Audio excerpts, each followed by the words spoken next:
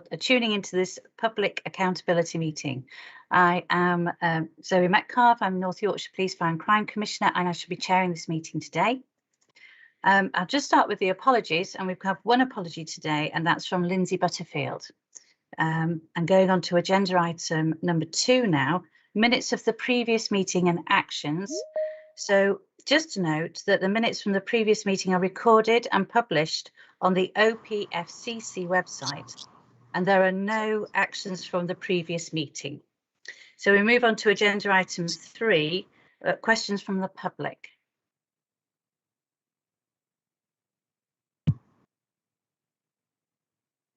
Right, so the first question is about fixed penalty notices. When a fixed penalty is awarded for trafficking incidents, the policy seems to be that the individual is not given access to the evidence of the offence until they have decided whether to take the fixed penalty or to opt for the case to be heard in court. Is this correct? And if so, why can they not see the evidence before making the decision? So I hand that over to Mark now for the answer, please. Thank you, Commissioner. So when the challenge here has been that it's been suggested that North Yorkshire Police don't allow members of the public to have access to the evidence to support their claim in court. What happens is that if we have got evidence from a road safety camera or from a member of the public sending evidence in to the police, we first of all will identify the vehicle involved, and then we'll look for finding the name and address of the person who was driving at the time. Once we are satisfied we've got the name and address of the individual, then that person has got the right to decide how they progress with that. It may be that they're eligible for a fixed penalty ticket, a conditional offer as they're called, or they will get a summons to go to court and they can plead guilty or not guilty, or they can go for a driver improvement course.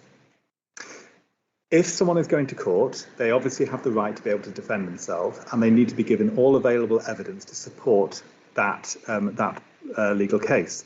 They will absolutely be given the evidence available to them that we hold to support their case and determine how we progress. If they are typically going to go, say, for a speed awareness course, a driver improvement course, then we wouldn't necessarily, as a matter of course, send them the information that we hold. However, I think it's important that if people do want to see evidence of their poor driving, we give them that. So I'm reviewing our processes to make sure that where people want to see evidence that we've got, where appropriate, we will provide that to them. But be reassured, Commissioner, that at the moment we do provide evidence in accordance with law, but I think there are times when maybe members of the public would benefit in getting further evidence above that, and that's what we're looking at the moment. Lovely, thank you very much. On to question 2 about the York protests. Why was this one allowed and not others, we were told? I hear the city was too busy on similar Saturdays. Who makes these decisions? How many have been refused on the grounds the city is too busy? What was the risk assessment? Were the numbers as expected, as this seems to have been an extraordinary visible horse and police presence? Was a lower key response considered with police in reserve? And this was a massive effort and cost. Can it be clarified? So over to you again, Mark, please. Thank you. So I was the police gold commander, so the senior officer involved with regards to both the planning and the demonstration itself. This incident, this demonstration, was a significant challenge to us. We first heard about it a couple of weeks before it happened, and we were collating and developing intelligence all the way up to the day to make sure that we provided a balanced, proportionate and safe response to what may or may not come into the city. We looked at other equivalent demonstrations which had the same people involved, and we were aware that there had been some fairly significant disorder in other both northern cities and wider afield where these people have been involved. To that end, the risk assessment I made in accordance with best police approved professional practice was that this could potentially cause some significant disruption, disorder and violence potentially. And so I need to make sure that I have sufficient resources to keep everyone safe, both the protesters and also normal, lawful members of the public who are going around their own business. And I needed to minimise disruption as best as possible. To that end, looking at what tactics were available to me, this was going to be a complex and large operation. I think it's fair to say that those involved in policing in York for the last for many years, believed that this really was one of the biggest demonstrations and potentially causing the biggest problems that had been seen for a long time. So the response, in my opinion, was proportionate. It was large, and as we were aware, we did bring in horses from another force in accordance with our mutual aid approaches. I'm really pleased to say that we had one arrest for a minor offence right at the start, and we were able to prevent disorder escalating, which hadn't been prevented in other force areas. I think it was a successful operation. We had over 2,000 people coming, some who were there to cause problems. But I think we policed it sensitively and proportionately, and hopefully minimised the disruption that could have caused. So it was a massive effort and it was a cost. But if you look at the cost of investigating just one GBH, one grievous bodily harm, one significant violence incident, that would have far outweighed the cost of the overall operation. So I'm happy that it worked as I'd planned, that others had planned, and a specific thanks to the City of York as well and other partners in making sure it was as safe and as peaceful an operation as it could have been. Thank you. So on to question 3, and this is regarding fox hunting. What measures are in place to tackle illegal fox hunting in the Slights area? Mark, over to you again, please.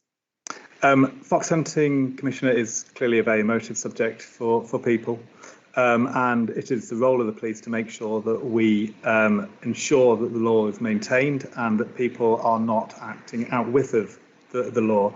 And we know that there are people on both sides of the fox hunting debate who will be watching with very, very close attention to see what the police action is. I think it's fair to say that our engagement with hunt masters recently hasn't been as good as it was in the past, with various different people changing, and we need to develop those relationships. And I would really welcome the hunts from engaging with the police more to ensure that we can have a sensible and lawful response to fox hunting.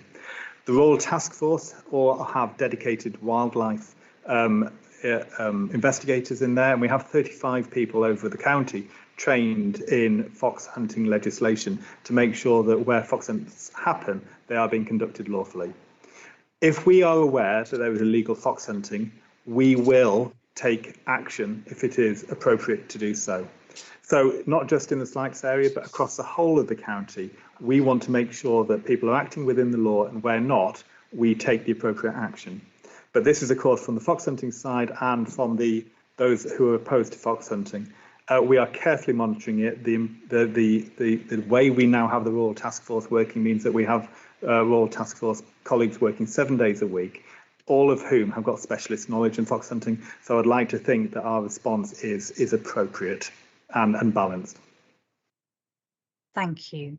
The last question on this section is, what assurance can you offer the police misconduct will be taken seriously, and what firm action will be taken against offending officers? So that question's been made to me, so I'm going to answer, but also bring in Phil Kane from North Yorkshire Police too.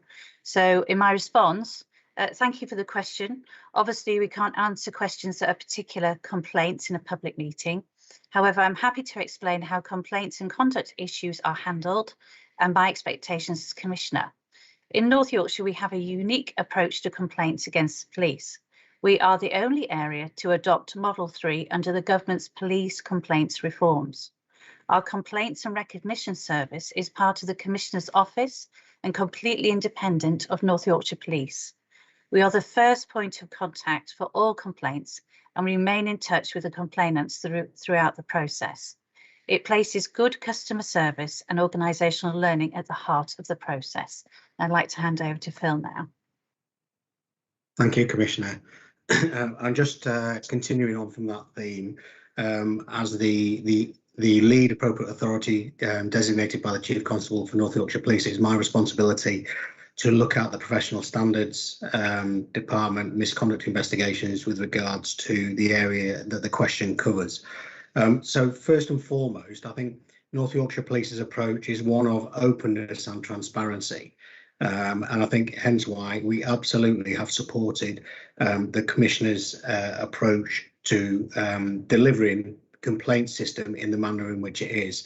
And that is independent of North Yorkshire Police at the point of contact. But also I want to go on to talk about actually when our professional standards department do investigate what we call Schedule 3 complaints, which is where we've got the misconduct areas requiring an investigation.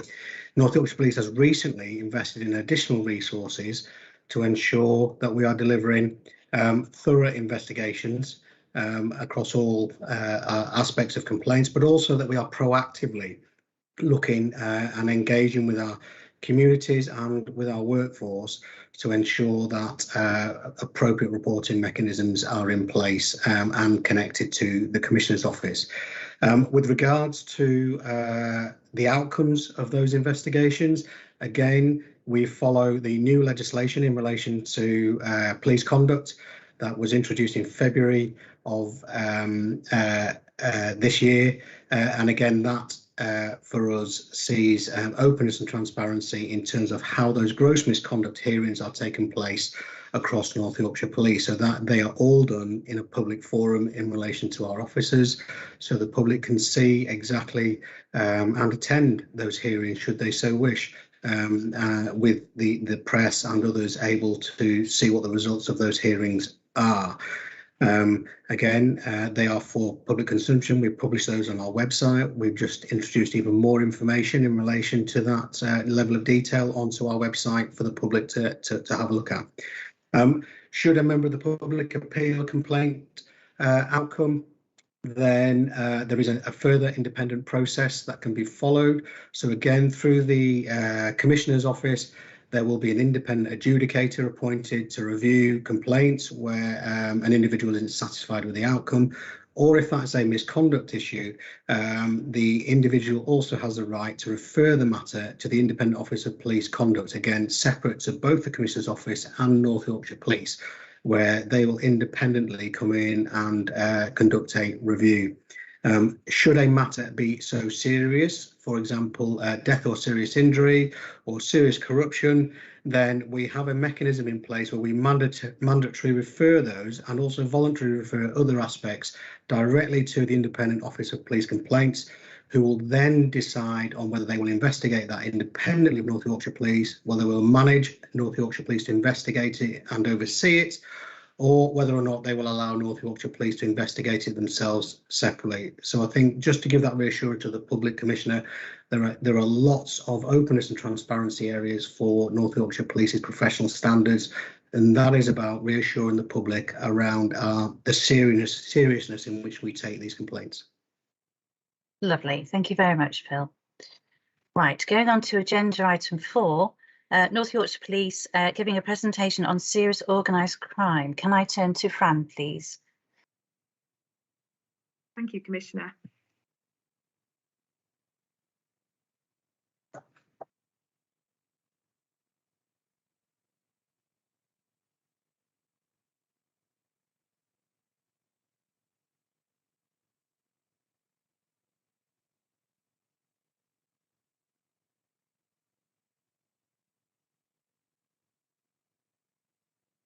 Can I just confirm you can see the slides? I can, thank you. Thank you. So I'm Fran Norton, a Detective Superintendent in North Yorkshire Police, and today I'm going to talk about serious organised crime, which I lead for the force.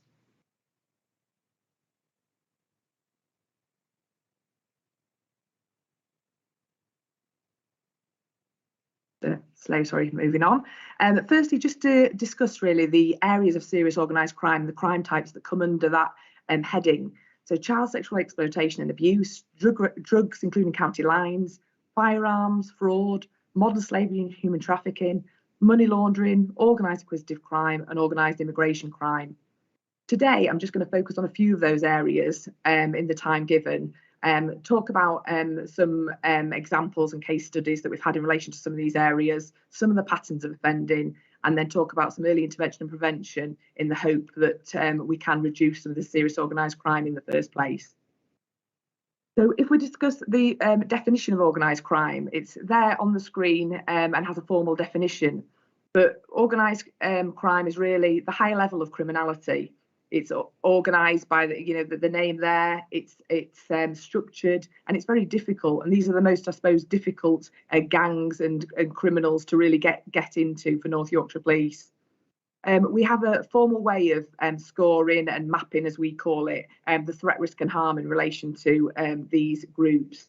Currently, we have 23. 21 of those are drugs or county lines focused, which is in line nationally, because most tend to be in relation to county lines or drugs at the moment. One relates to fraud and one burglary. And they're divided across both our specialist departments and our different areas of the force. And they fluctuate just with the numbers depending on which investigations we've got on in which area in relation to the threat, risk and harm and the capability of these offenders. So with regard to performance, the National Crime Agency hold the regional and organised crime unit to account and have accountability, and in turn the regional organised crime unit hold North Yorkshire Police to account in relation to our performance in relation to organised crime. But also they support us with our investigations as well, with our more complex investigations. So the monitoring is in relation to disruption, as we call it, in relation to these 4 Ps: the pursue, the prevent, the protect and prepare. And I chair and hold a moderating panel to ensure that we're robust and that we are subjective and that we have some consistency in relation to our results. They are divided into major, moderate and minor, but what does that mean? Well, a minor disruption might be stopping the organised criminal. It might be that no insurance, we take the car off them, but actually that's only a temporary disruption, so we call that minor. A major disruption, it might be charging them and convicting them for court and taking them out for a longer time, or it might be some other tactics such as drug dealing and telecommunications orders, where we go to court and actually take down the actual telephone line and actually, cause them proper harm and they're unable to operate, if you like, which would be a major disruption. And all this is fed in monthly to our regional organised crime unit. So I'll just start in relation to drugs, which is the main focus, I'd say, in relation to SOC offences. And like I say, that is similar nationally as well. And I suppose it can be broken down into different areas. There's the area of enforcement, where we will enforce at the very highest level these OCGs for drug trafficking, for drug supply, which is mainly cocaine in North Yorkshire Police. We also look at, though, the prevention side, and in schools I'll mention some initiatives later on, but our crime prevention officers and our schools officers go into those schools and try and at a very early age have that influence so that our children aren't getting into serious organised crime, or try and spotting those signs to look at the prevention at the very early stage. And then we also work with our partner agencies. We're like public health to look at treatment programmes and look at our North Yorkshire drug strategy, which is in line again with the national drug strategy, where again they have the 4 Ps that I've just mentioned as well, and target those different areas of prevention and pursue.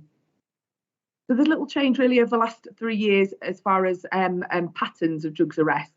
Yes, we had an initial spike from COVID times, but actually then it settled down. And actually we dictate really the drugs trends, because when we have a more proactive operation, yes, it tends to spike the activity. So ebbs and flows, probably depending on our activity.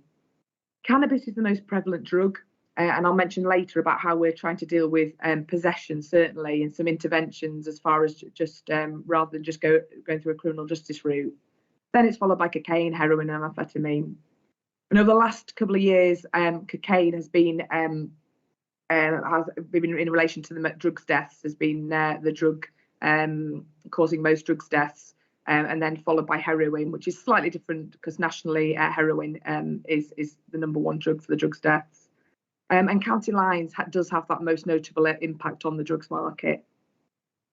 And again, there's just a visual then of, like I've said, the ebbs and flows of the activity of drugs crimes. But again, that does tend to be, like I say, dictated by us, depending on what operations we do have on.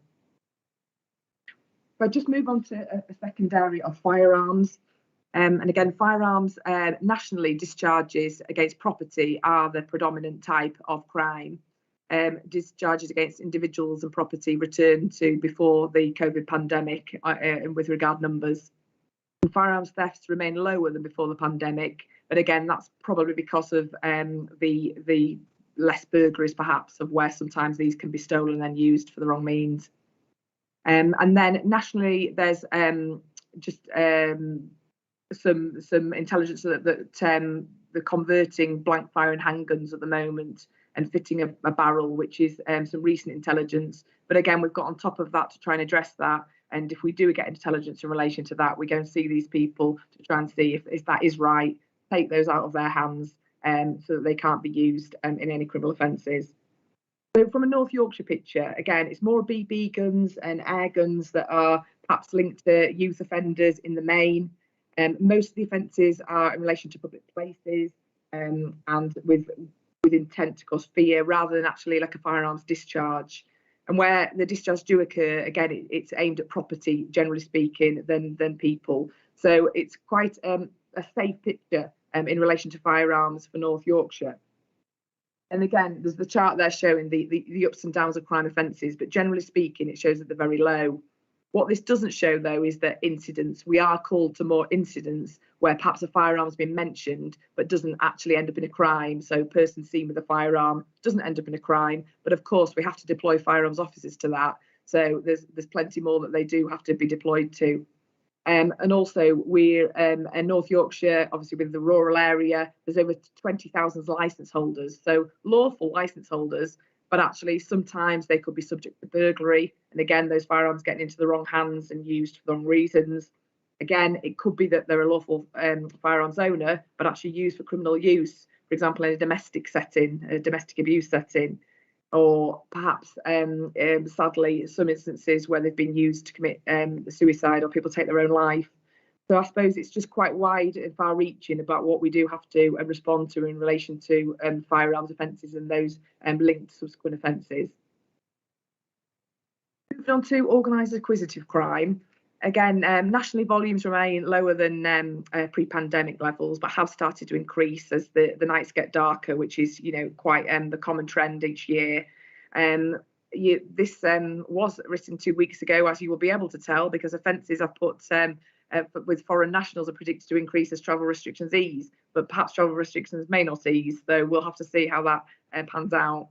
And then regionally, as locally, we've seen increases in catalytic converter thefts, thefts from transit vans and thefts of Range Rovers and Land Rovers. We've got on top of those very fast though, and once we've made arrests locally, we've actually managed to stop that pattern of offending very quickly in relation to things like the Land Rovers and the catalytic converters. And thankfully, burglary dwellings, whilst they have increased slightly, they haven't gone back to pre-COVID times. I chair the regional threat reduction group for the four forces. Again, so try and lead on some of this activity in various different proactive responses. And I'll mention later an example of the ATM thefts of what we've done to try and reduce them actually for the whole of the north of England. And this just shows how burglaries, again, it's to be expected that burglaries went down in COVID times because obviously we were all at home, but actually it hasn't increased, which is, reassuring. And I know lots of people are still working from home, so hopefully it won't increase. But it's just as darker nights come in, we just want the public to, have that message that to be reassured, but actually not complacent, to make sure, doors are locked and they are to, use those safety measures that they would have done before COVID times, so we can try and keep this burglary and these burglary offences down as much as possible. Moving on to modern slavery and human trafficking, and again, the demand can be in nail bars, car washes, restaurants, and the labour exploitation and criminal exploitation in the drugs market, likely to increase nationally. As far as locally, crime levels do remain low and stable. Scarborough, York and Harrogate, again, the bigger areas are expected to have the highest number of crimes, but actually very low. Now, I suppose we just got to ask, is that very low because it's not happening in North Yorkshire, or is that low because our awareness, public awareness, and is it still a hidden crime? And sadly, I think it probably is the latter, that I think with our awareness and our education in relation to human trafficking and modern slavery is much better, but we can still do so much more as far as, what is that hidden crime. The ones we do tend to find are in relation to the drug trafficking and some of the young people involved in the exploitation of the involved in drug dealing. But again, we need to widen that scope. The intelligence now is coming in. It had slowed down before during COVID times, but it is now coming in, which is reassuring so that we can react to that. And again, this graph just shows they are very low numbers, but just very, very month to month.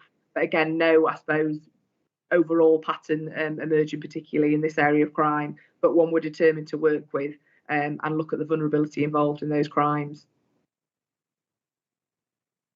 Moving on to fraud as one of the other areas. Nationally, romance and investment fraud remain high. The offenders have, followed as we've gone online during COVID and used online activity more. Sadly, the fraudsters do the same, and so that's where we've seen the offences. The return to normal economic activity following the pandemic is likely to attract offenders to seasonal and other frauds. And then locally, the loss has been 7.1 million in 2021 up to October.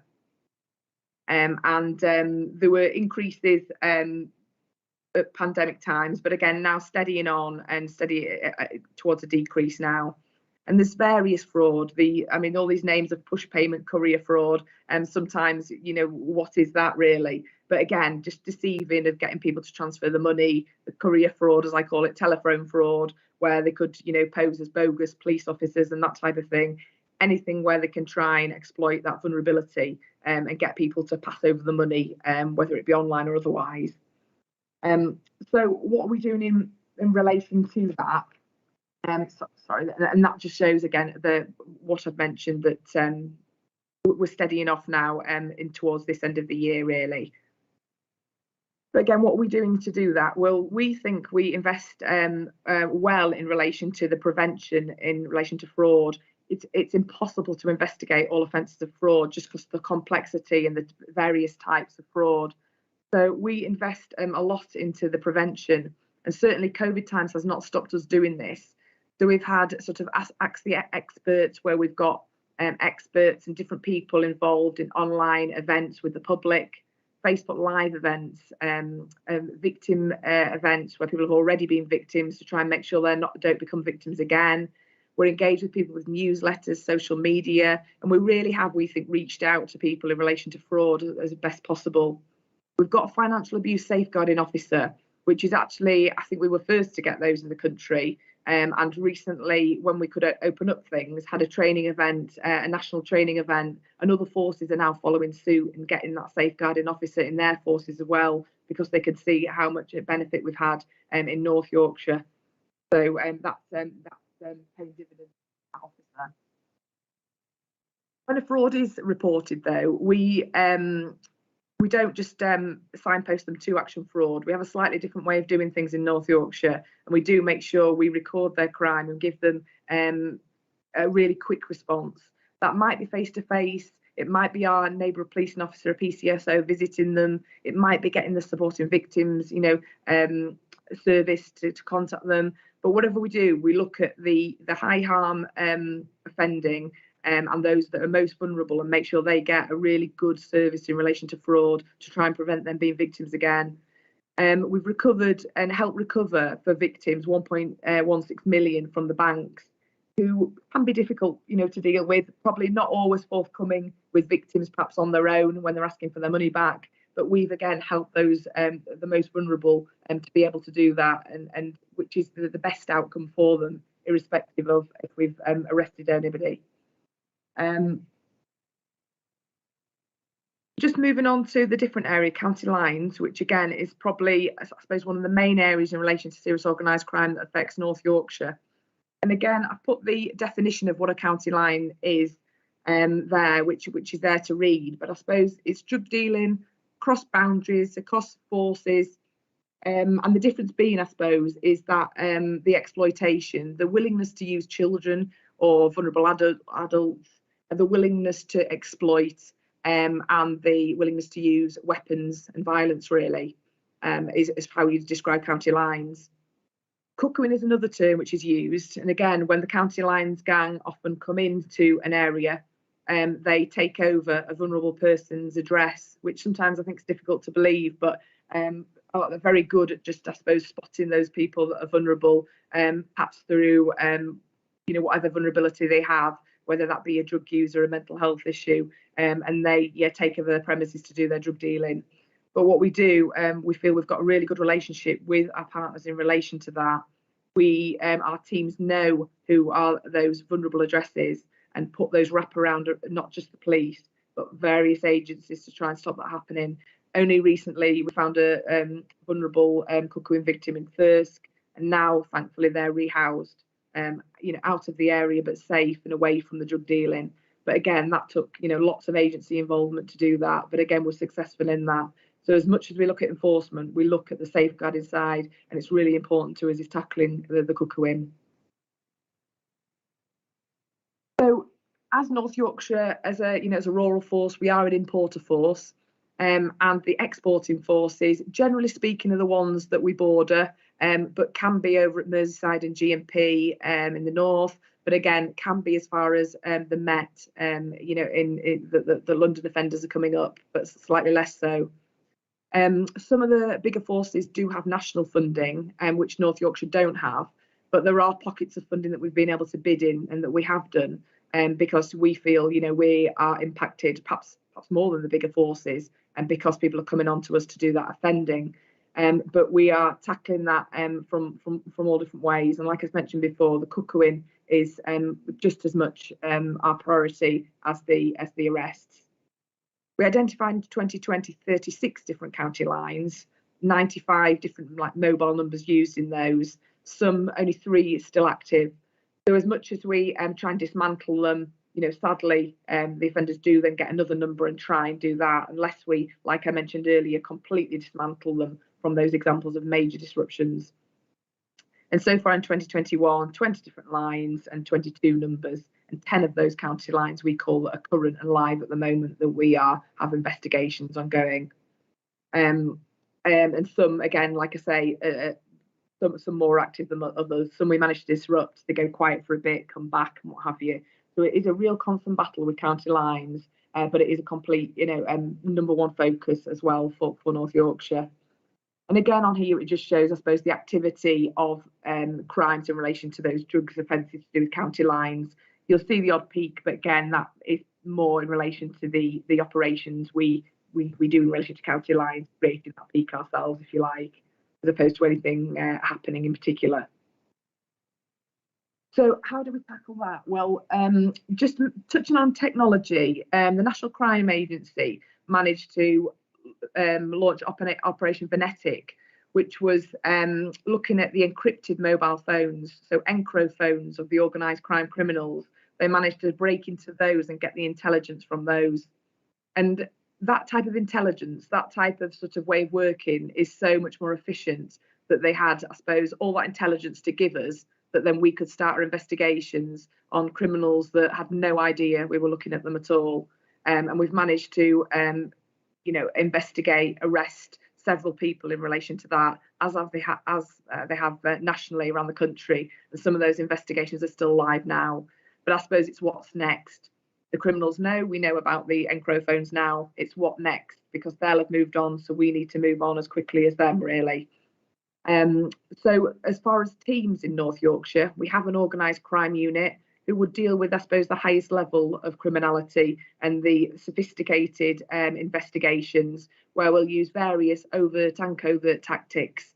And we've got several, investigations at any one time ongoing, and that's to completely take out the county line, completely take out the criminals, and hopefully get those convictions.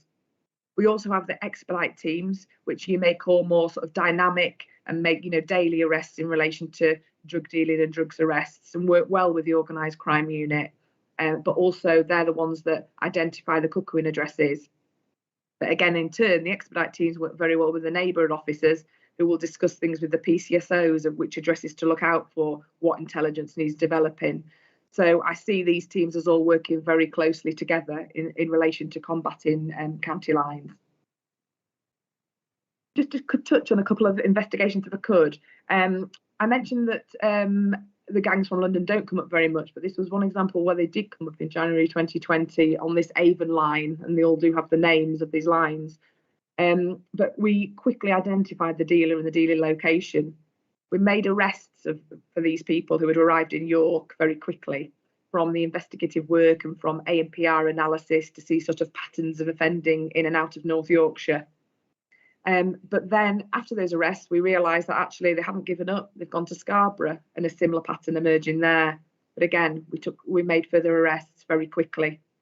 Again, they weren't going to give up, and more activity in York. But no, we again made more arrests for these same people in this same gang. So very quickly, in less than 6 weeks, we'd made 3 lots of arrests and 3 lots of remands, so remands in custody, so that they were off the streets in North Yorkshire. And not only that is a good result, but I think a good message as well for people that they can't just come into North Yorkshire and start, dealing drugs. And these were obviously a very violent gang that could have got out of control if we weren't on top of that. But it's just to reassure yourself, Commissioner, and the public that, we are on top of this intelligence coming in very quickly and do make very expeditious arrests for these offences. And if I could just give an example of a different organised crime group in relation to organised acquisitive crime. And again, this was at the start of 2020, a series of ATM thefts, but using a method which is really dangerous, a gas blowout method, where pumping gas into the pump in the front of the ATM ignites a huge explosion in order to get in, to get the cash cassette, get the money and away. Several offences occurred both in North Yorkshire, but then out in the region and beyond the region as well.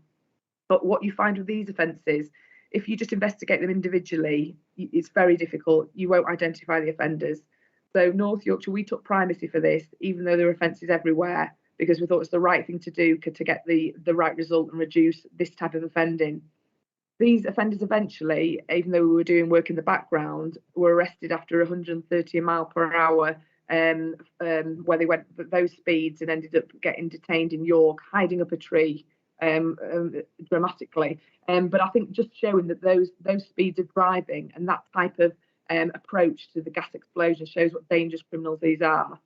But we managed to, again, look at all those offences and get the principal person away for 11 years and the other second male for 8.5 years, which I think are very good sentences for those offences. But again, we can't just expect that it's all over after that. So we have serious crime prevention orders, which means we're preparing for when they already get out of prison.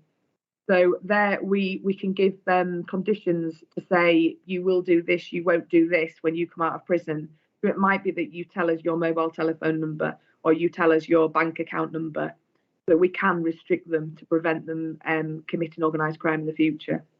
So that's a tactic we use on this level of criminality. Since then, the number of ATM attacks in North Yorkshire has reduced significantly, and actually in the whole of the north and northeast. So I think we have contributed to that, a real reduction nationally in those offences. So in relation to the partnership makeup, we call it Project Alliance in North Yorkshire. And I think we've got a real good core of different partner agencies involved in serious organised crime and trying to reduce it and dismantle it. We have a serious organised crime board, which is again chaired by Tom Thorpe at your office, Commissioner. And recently we've mapped 22 different areas where we've got prevention activity going on of all different descriptions across North Yorkshire in order to try and actually prevent some of the examples I've used about prevent children, young people going into crime in the first place. We hold a disruption panel, which again is both police and partner agencies, where we share information, intelligence. That could be about cuckooing addresses, for example. It could be about knife crime carriers. And that's worked really well with that exchange of information with all different partners around the table. We also have our local tasking arrangements, because again, how do we decide which investigation to deal with? Well, that does go through a local tasking process where we allocate the right resource from those different teams I've mentioned to get the most appropriate resource to tackle that investigation. And again, there's just a list of various agencies that we work with as part of Project Alliance that go to those various meetings that I've mentioned. And I think we're working well together and are a strong partnership in North Yorkshire. Few examples of the early intervention and prevention, which is key to stopping, again, whether it be the children or some of the people I've mentioned becoming involved in crime, or any children becoming involved in crime. So Operation Choice is a different approach to possession of drugs. So rather than putting children into the criminal justice process, if we find them in possession of drugs, we are trying to get them into educational sessions and try to make them understand why it's not good to use the drugs, and try and get that harm reduction, that understanding from the person, rather than just send them into a criminal justice arena. This started in August in 2021 in North Yorkshire, but it actually replicates something that Thames Valley started, and there was an evidence base to it. So even though it's in its early days, we're getting a proportion of children each month that are again have educational sessions rather than forward into the criminal justice process. So that's we're watching with the evidence and hoping it's as successful as Thames Valley.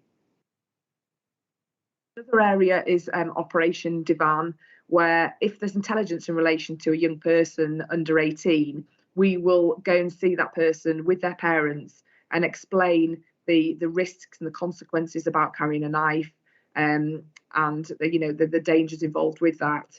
So, and again, don't get me wrong, this doesn't replace people that would be carrying a knife that do need to go through a criminal justice process, but it could be just that people have heard that people are carrying a knife. So we get in at the very early stage, supported by the schools. And then of the people we have seen, and this has been going on a few years now in North Yorkshire, there's only been an 8% reoffending rate. So we think this is a huge success. And the College of Policing have evaluated this and have shared this nationally with other forces who are looking to follow suit with our approach.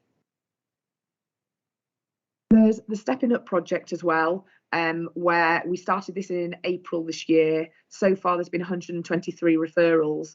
And then again, it's for young people to try and that perhaps involved in, it might be just ASB, but on the edge of criminality, I'd say, and could, if left, be end up into serious organised crime.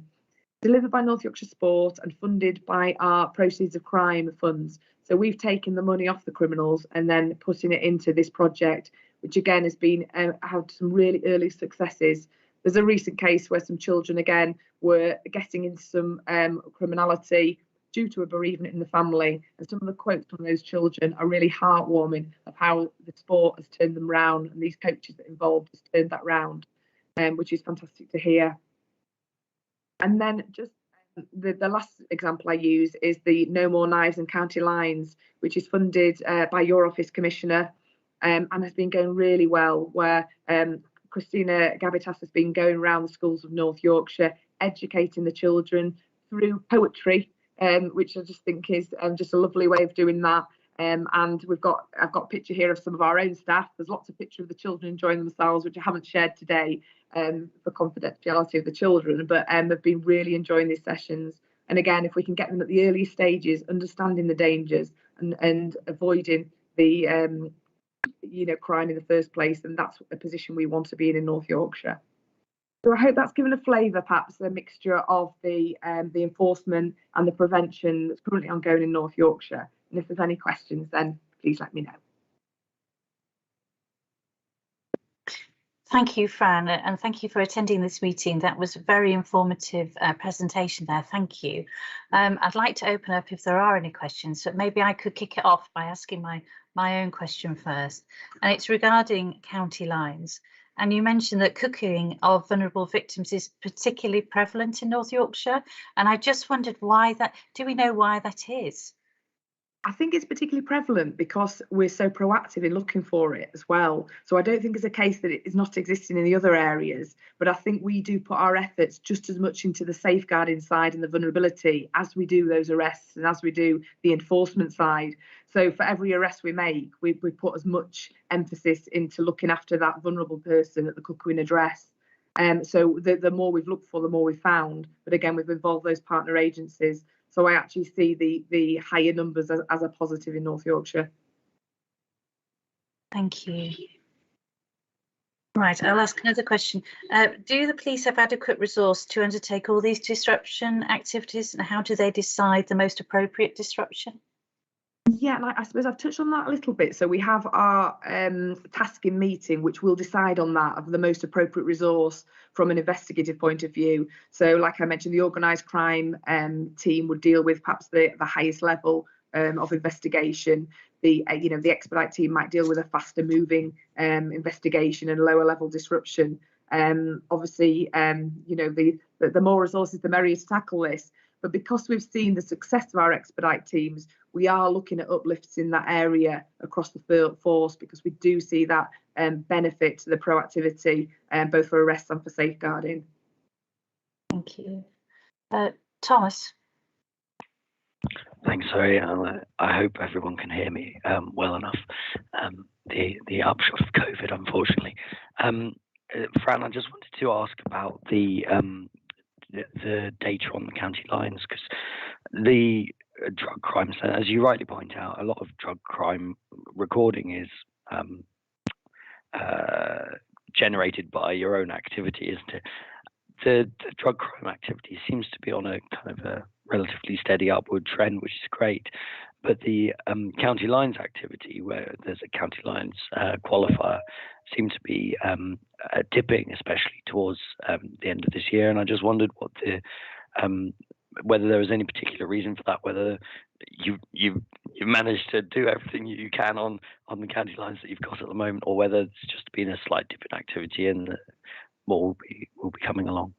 Yeah, I think it will just that slight dip in activity. There's ebbs and flows as the intelligence comes in, and as we may, focus on one county line area more than, some of the other county lines, because that has the highest threat, risk and harm. It might be that we focus just on that more than some of the others. So there are ups and downs, like we say, but generally speaking, it's, relatively stable from our activity, just where we focus our attention on which county line.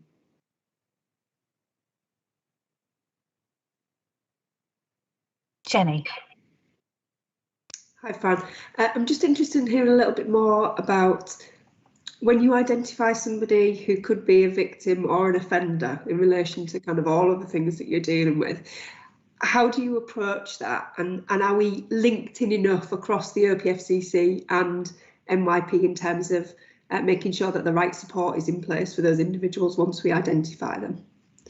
Yeah, I think the expedite teams are probably the experts, along with our neighbourhood teams, that could actually name you the people and the addresses like right now. They take actually, say, Horizons in the Harrogate area, they take them with them to some of the addresses if that's what they need. So I think there's quite a good understanding from some of those specialist teams of who to get involved, which different agencies are needed. And I think that example of where, sadly the person had to move, but that was the right thing for them. But our teams knew who to get involved, knew the right outcome for the person, and did manage to get them housed in a different area. So I think all the right partners were around there. So I'm quite reassured, Jenny, yeah. I'm thinking as well, Fran, more widely than the cuckooing, particularly, like if we're thinking about from a county lines and a drug offences perspective, where young people might be getting involved quite early and we're identifying them, are we able to kind of defer them or divert them? And have we got the right link up between OPFCC and NYP to make sure we're getting access to support for those young people who might be that on that kind of the cusp of being an offender, but in reality are actually being coerced into? Yeah, and I think we did identify the gap a little while ago, and that's actually why the Stepping Up project came in, because we thought there was a bit of a gap, and where was the diversion, where would we send them to? And actually that's filled one of those gaps and is a great project that's working well. I'm sure there could be others, which is why we've got from the SOC board, those 22 sort of mentions of activity. That's when we started mapping them, so that if there are areas, pockets where we've got gaps, we can try and fill them and come to yourselves, Jenny, to see what we can do about that. And Fran, do you feel like that you're linked in enough to the new diversion service that we've just put in place from May? Our change direction service for the 10 to 17-year-olds, have we been able to kind of utilise that today, or is that something that we see kind of coming more to fruition as we move forward? Yeah, I've got awareness of that, but I think we can only just increase the awareness of our teams in relation to feeding into that. So yeah, I think there's probably a bit more work to do to get even more children into those services. Yeah. Thanks, Fran. Can I just ask, are there any specific awareness campaigns that work really well to get good results, and how do we measure success? Yeah, and I suppose it depends. on the audience, if we're trying to get, I suppose, the attention of the young people, then we would look towards social media. We have good support from our corporate comms teams to do, the various projects. I think about it's still a live investigation, hasn't quite gone to court yet, but something that we did across in Bradford, along with our regional organised crime unit, and we did a lot of activity in the media then. But then, as far as that, we also obviously do, speak to neighbours, speak to everybody around that. So we do have that wraparound so that we're telling people what we're doing. And then we've had sort of regular updates in the media in relation to that. And then obviously there will be the outcome. And the reason we did that activity in the first place was actually listening to the public and listening to your office commissioner about the issues, which were, it's an Harrogate-based investigation, and that's in response to that, which is yet to go to court, which will again be another update in the media to the public. We responded to them. Thank you. Lisa. Thanks, Commissioner. It's more of a comment in support of Fran's presentation rather than a question, that the real key to this, which we've touched on, is our communities and our partners. And I mean partners in the widest sense. So the community and all of the people that work out and within our communities and in public service and third sector are our eyes and ears. And I would say this is the National Lead for Intelligence, but intelligence and information is the real key to unlocking the early intervention, prevention, getting in and stopping people coming to harm. And I think just an appreciation that sometimes the community can be frustrated that they report intelligence or information to us, and because we don't appear to act on it immediately, so very local level community drug dealing, for example, we do see frustrations in the community that they don't then see the police react immediately to that intelligence. And I would just encourage anybody that sees anything that could be part of the jigsaw puzzle to report it, because sometimes we're gathering bits of the jigsaw puzzle so that we can get a more effective long-term outcome in court. You may have seen the national launch of the drug strategy this week, and that's all about not just continually arresting low-level drug abusers because the cycle continues. It's about building that bigger picture and really targeting those who are exploiting and driving the drugs market. So sometimes we don't react to immediate intelligence, and we appreciate the public might think, why bother if you're not going to react to it? But sometimes that's because it's more important for us to build the bigger picture and take out the key players in that network, and whilst also trying to reduce harm in those local communities at the same time. So I think it's really important that we do this with the community and with our partners. Right. Thank you very much. Thank you, Fran. There's been some great proactive work being carried out, but obviously more to do. So thank you for coming to the meeting. So we'll move on to agenda item 5, which is North Yorkshire Police performance update. And Mark, you're going to speak to this, please. Thank you, Commissioner. Okay, so I will go through the force performance for the last month, starting with the way that we are dealing with our phone calls that come into North Yorkshire Police, both 999 and 101. Commissioner, as you'll be aware, we have a service level agreement to answer our 999 calls, 90% of them within 10 seconds. That's a national target. And this is something that we're working really hard to try and achieve, but at the moment we're not achieving it all the time. So in the last 12 months, we hit the service level agreement 52% of the time, but obviously a significant number haven't been answered in that time. In October, 999 call response time was just under 20 seconds, which is an improvement on September's time. But I think it's worth noting that in October, we had over 9,000 999 calls. That's over 300 more than the previous month. And it is actually our highest ever October, and that also then continued into November. Just to give some context to this, about 5 years ago, when we would take a 999 call, we would on average be on the call for about 4 minutes. Now, because there's so many different questions, we are asking the members of the public to make sure that we really understand it. We take over 8 minutes per call. We have 17 different considerations we have to make, our call handlers have to make, going through the threat, risk, harm and other variables. I'm not saying that as an excuse or as a defence, it's just purely for awareness that we are in a different place to where we were previously. And obviously the work we're doing now to address this has to consider the fact that the complexity of the calls we're getting and the detail we need to be able to keep people safe is developing as well. So if we look at so those are the 999 calls. If we look at the 101s, you'll see there that again within the last 12 months we've had over 162,000 calls to North Yorkshire Police. 59,000, which is 36%. Were answered in accordance with the service level agreement, and that service level agreement for the 101 line, for the non-emergency line, is 2 minutes. So we are expected to answer the call within 2 minutes. Now, the average time taken to answer a 101 call in the last months was about 4.5 minutes. And we also have quite a high abandonment rate of about 27–28%. So these are not positive figures, but to provide some reassurance, we are putting a huge amount of effort to deal with all issues with relation to the force control room, to make sure that we are answering the calls appropriately, that we are getting the right information from people, and we are appropriately responsive. Now, obviously, there is a quick time solution to this, which you and your office are helping us with through funding, overtime and additional staff coming in to deal with these calls.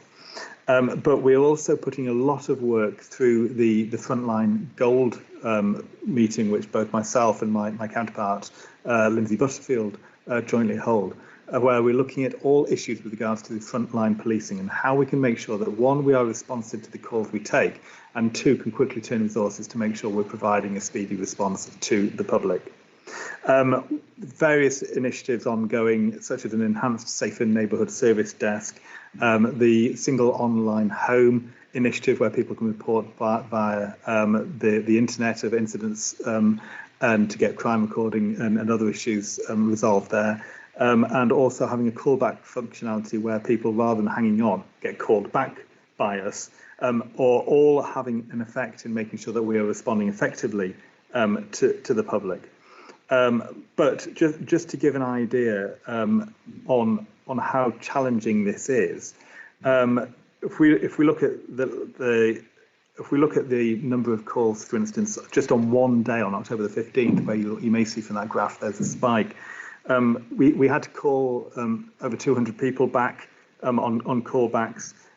We had 475 separate calls that we had to make on that day. We had 61 calls from emergency services, 790 calls, as well as the 101 calls overall, or the 999 calls. Just meant that there's a huge complexity on that day, for instance, where obviously we got an increase in calls being people leaving the call before we answer, but also the amount of work we had to do. There was also a high level of sickness, unfortunately, on that day as well.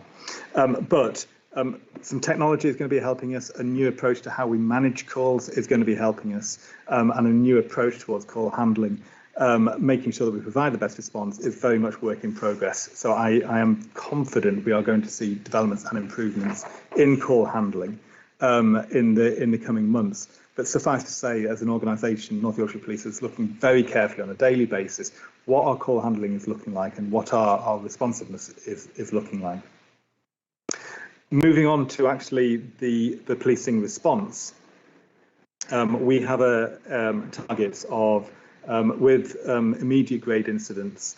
We want to be at an immediate grade incident in a rural location within 20 minutes and in an urban area within 10 minutes, and we comfortably achieve those targets across the piece. So 12 minutes from once they're dispatched in a rural location, and 8 minutes, just over 8 minutes in urban areas is a good positive responses. Our priority grade response incident response time is about 21 minutes, and that's completely normal and completely in accordance with what we would want to achieve there. Our priority jobs would be things like concerns for safety, theft and highway disruption, where there's not an immediate crime in progress, where we would need to have a blue light response. At the bottom of this page, you will see the type of calls, both on immediate calls and priority calls. So for our IR, our immediate response calls, down to ASB, crime and public safety and welfare, you will see that the vast majority of our calls that we get, and we got in October, were for public safety and welfare. So these are calls for support where we need to support the public. And typically we'll have just under 3 officers, 2.92 officers per case that we go out to support the public with. When it comes to our priority jobs, you'll notice that our public safety and welfare, about 3,500, just below the immediate. So it's about 7,000 jobs altogether. Interesting, you'll notice that with crimes, it does take more officers than it does for the public safety. And that's just because of the amount of investigation that's required to ensure that we get the right response there.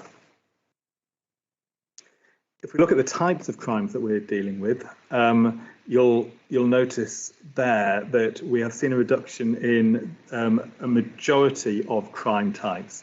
And actually crime in October, 21st of October, 17th of November, actually went down 4.5% compared to the previous 4 weeks, which typically at this time of year you would expect to see an increase on the run up towards Christmas, with office parties, with acquisitive crime thefts occurring as there is more material goods around on that run up to Christmas.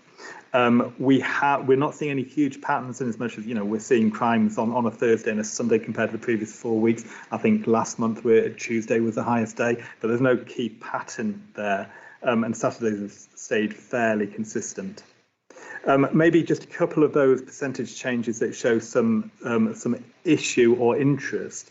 You'll notice that robbery has gone up 73%, but you're looking at very, very small numbers. Robbery is a key crime type for us. And I am not concerned that there's any specific pattern we need to be specifically focusing on there.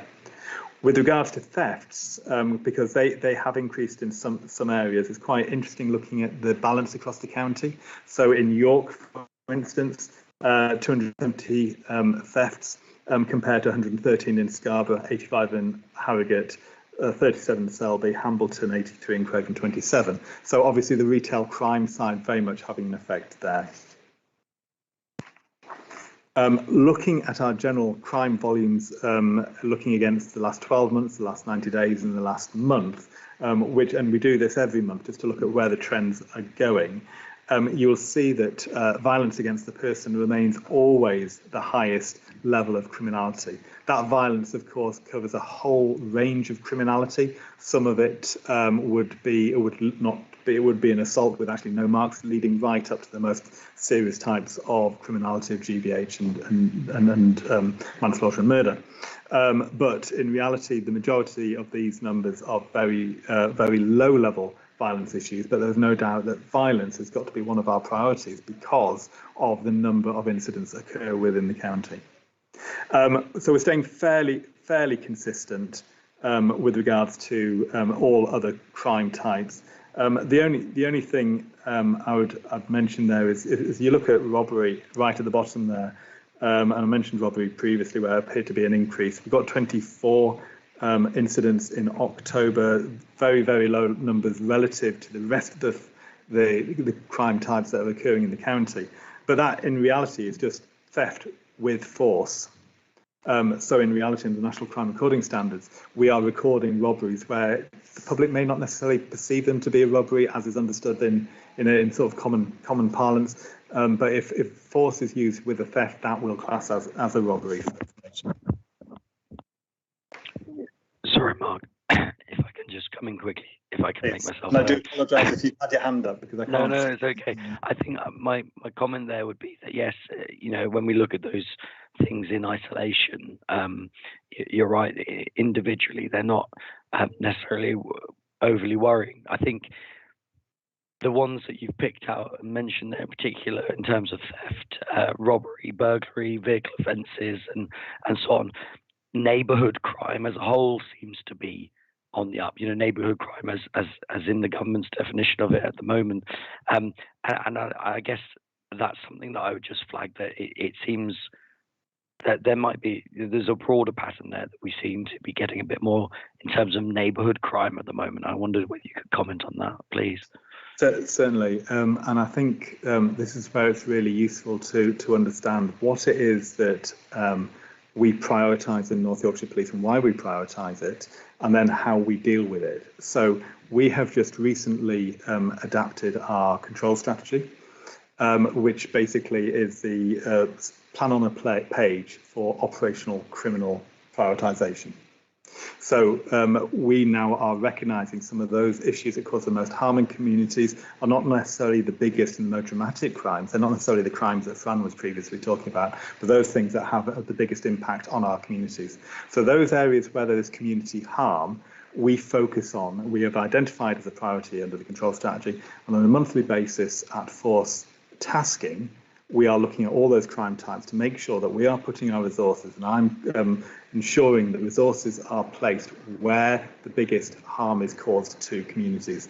Now, that is an art, it's not entirely a science, but by recognising the performance, recognising where the threats are, we are making sure that we are prioritising appropriately. So yes, I'm not disagreeing with your analysis there, and it's something that is under very constant, regular scrutiny. The reasons for neighbourhood criminality increasing, I don't think we yet understand, but it's something that we are carefully monitoring to be able to understand the picture fully. Can I come in on a question, please, Mark? And that is, I see that the bike thefts have gone up significantly over the last, I think, 4 weeks. Do we have a reason for that? Pedal cycle thefts are one of those crimes that come in spades. And you will get an individual or a group who will just harvest bikes from a certain area, and then they will get caught, and that doesn't happen.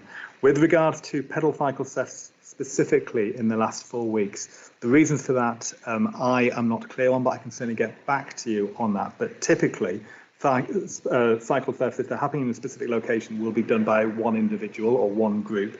So it's very much a case of we look at the problem-solving triangle of looking at victims, offenders, and locations, and looking at those three parts of that triangle, understanding what the problem is. If they're spread out across the county, it obviously becomes more problematic, but I'll certainly get back to you on that.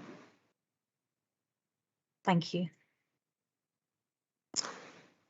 So just briefly here, looking at the type of crime, the number of crimes in the last 24 months, difference between committed and recorded. This is quite useful to look at just to understand when crimes are being committed and when we're actually recording them. We need to make sure that we are making informed decisions based on when things are happening, not necessarily when we're recording it. Unfortunately, the country looks at recorded crime, which isn't always the same, and it's not always in the same timescale. So we will see that the number of crimes committed in North Yorkshire actually fell 1.56% in the last year, but we have been recording more because typically of the historic report, the reporting of historic crimes, especially sexual and violent crimes, which do skew the figures. So I think it's just useful to be aware of that when considering crime, when we're talking about crime numbers and whether crime is actually going up or down. And then specifically, if we are looking at some key crime types over the last 24 months, and you'll see the trajectories that are going there, we're looking here at violent crime against a person, sexual offences and acquisitive crime. We're seeing an increase in violence over the last few years now, recognising that lockdown has probably had an effect on this. So our numbers are not quite where you would expect them to be. The dotted lines there are when the lockdowns have been. Typically, you'll see that drop when those lockdowns occur. With sexual offences, you'll see we have got a very minor increase, but obviously since March, April time, we have seen some spikes with a big drop in August, which is very unusual for reported. However, recorded crimes may show a different situation at some point.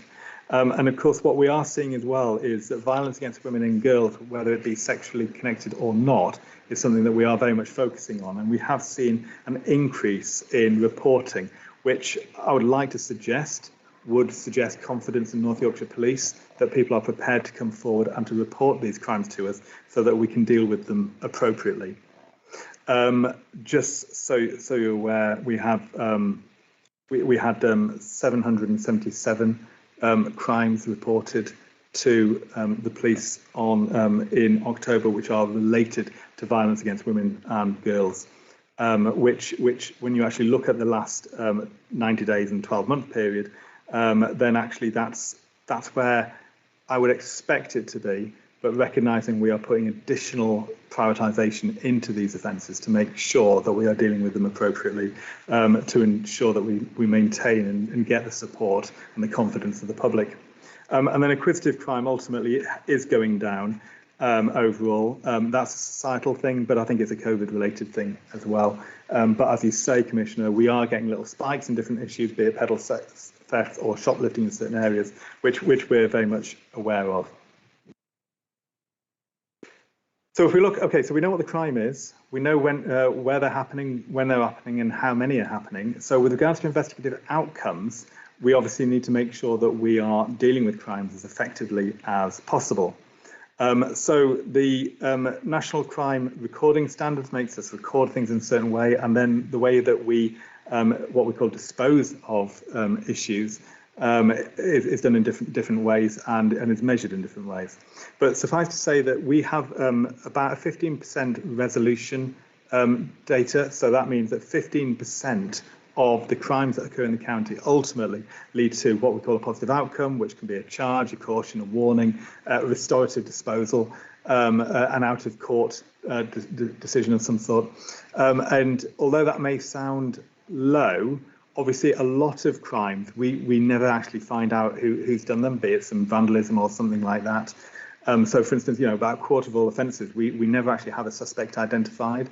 For about 27%, the victim declines to support prosecution. And although we can have what we call victimless or evidence-based prosecutions, they're not always appropriate. There can be evidential difficulties, or the CPS determines that prosecution may not be in the public interest, and that's about 15% of all offences. And then quite a few offences are still under investigation or awaiting review.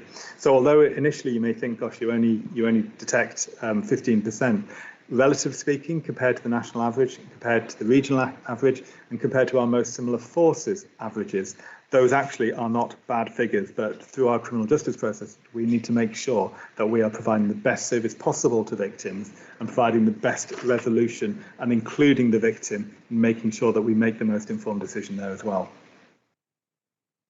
And talking about victims, obviously the victim journey is absolutely key for us. We have to be and pride ourselves in being victim led in the way that we investigate crimes. We have the Victims Code. The 12 aspects of the code are important to us and are really key to make sure that we understand how victims feel they're being dealt with by the North Yorkshire Police and the wider criminal justice system. Support is being provided by the Ministry of Justice on how we should measure the Victims Code, but this is quite a national challenge. So we are doing a lot of dip sampling ourselves to make sure we really understand how victims are feeling and how supported they are being, and making sure that we are complying with the code. And compliance with the code can be things like making sure that we have a named officer who is known by the victim, making sure we provide regular updates, making sure that the victim's voice is heard at every stage of the criminal justice process. And understanding all of this is quite difficult, but we are putting a whole software package together to make sure that it's understood by officers in the case, by supervisors and by the wider command, so that we know and are reassured that we are dealing with victims right. But we need to make sure also we are consistent with the rest of the country to make sure that we're all comparing ourselves equally, and that as a victim you don't have a postcode lottery. Very quickly, I just want to talk about use of force. We aim to have a single slide thematic each month, just for something different. And just this is around the age profile of those people who we use force on, which shows consistently over the last 3 years where the police have to use force. We are doing it appropriately and is being measured right, and we have not got any disproportionality against any demographic. So since September 2018, there's been 13,000 uses of force forms submitted, but from that, I think it's worth recognising that when we use what we call tactical communications, so where we basically are robust in our use of language with someone, either telling someone to put something down or stop doing what they're doing, that classes as a use of force. And in fact, 62% of all of our contacts are just tactical communication. There is nothing that is surprising in the fact that it's typically younger people, it's typically male, who have use of force used against them.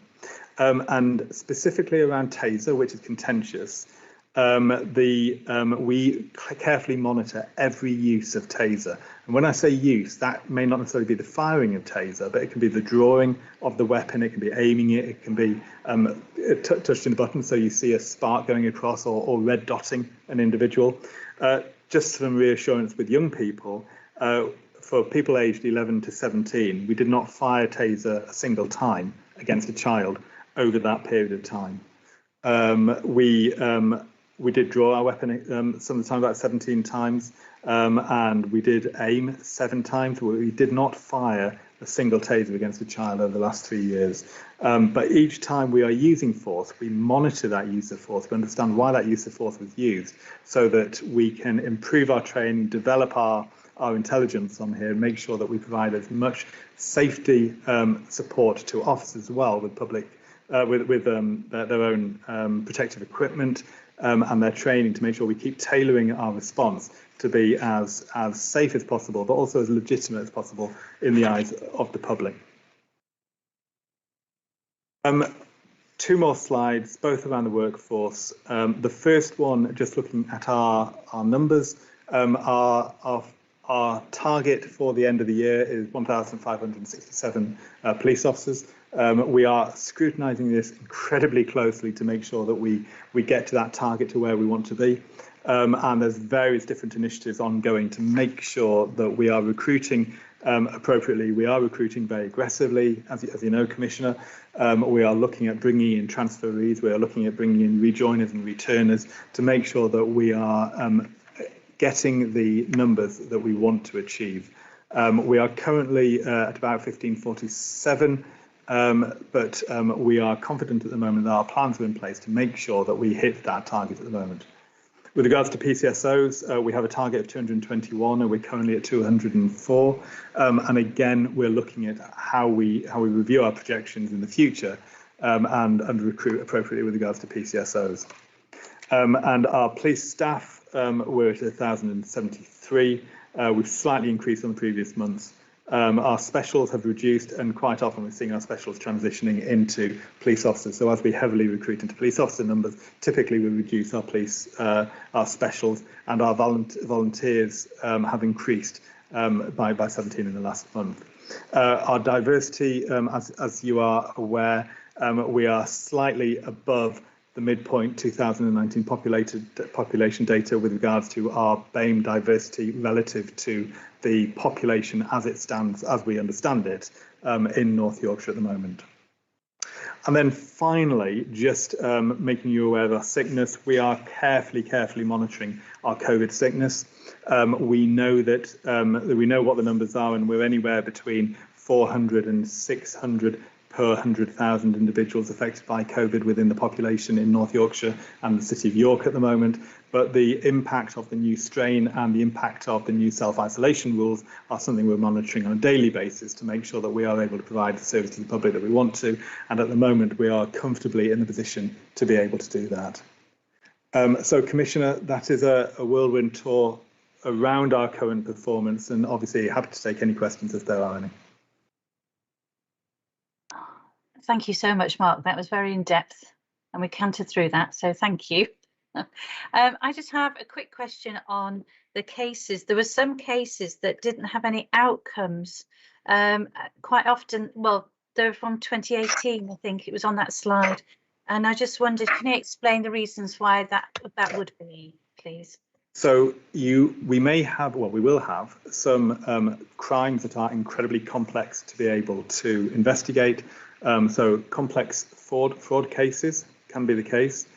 Some of the historic sexual offences cases can be incredibly difficult to progress. There is no doubt that the whole way that the criminal justice process is working through and post-COVID means that the justice system is not as responsive as we would like it to be as well, and we are part of that system, as we know.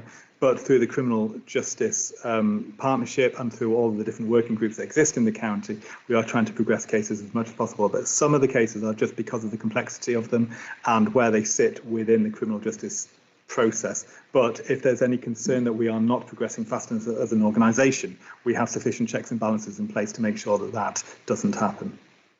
Okay, that's lovely. Thank you. Are there any other questions at all? I can't see any. So thank you very much, Mark.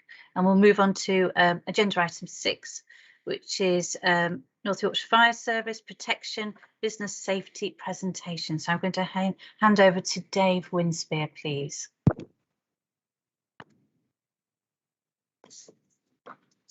Could somebody just tell me when it comes up, please? It's up. Thank you. Okay. Still showing.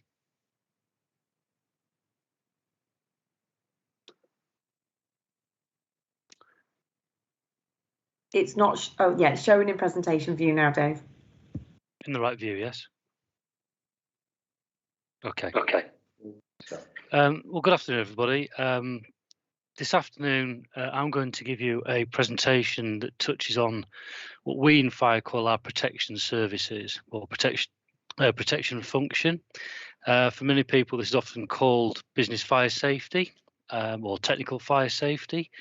We've been asked to talk about 3 or 4 key areas. So I'm going to give you an overview of what protection services or our protection function is, the kind of areas of work that we focus on, an overview of how we deliver it, the kind of approach we want to embed or we have embedded within our service, so that we can ensure ourselves that we're delivering a very good quality product to the community.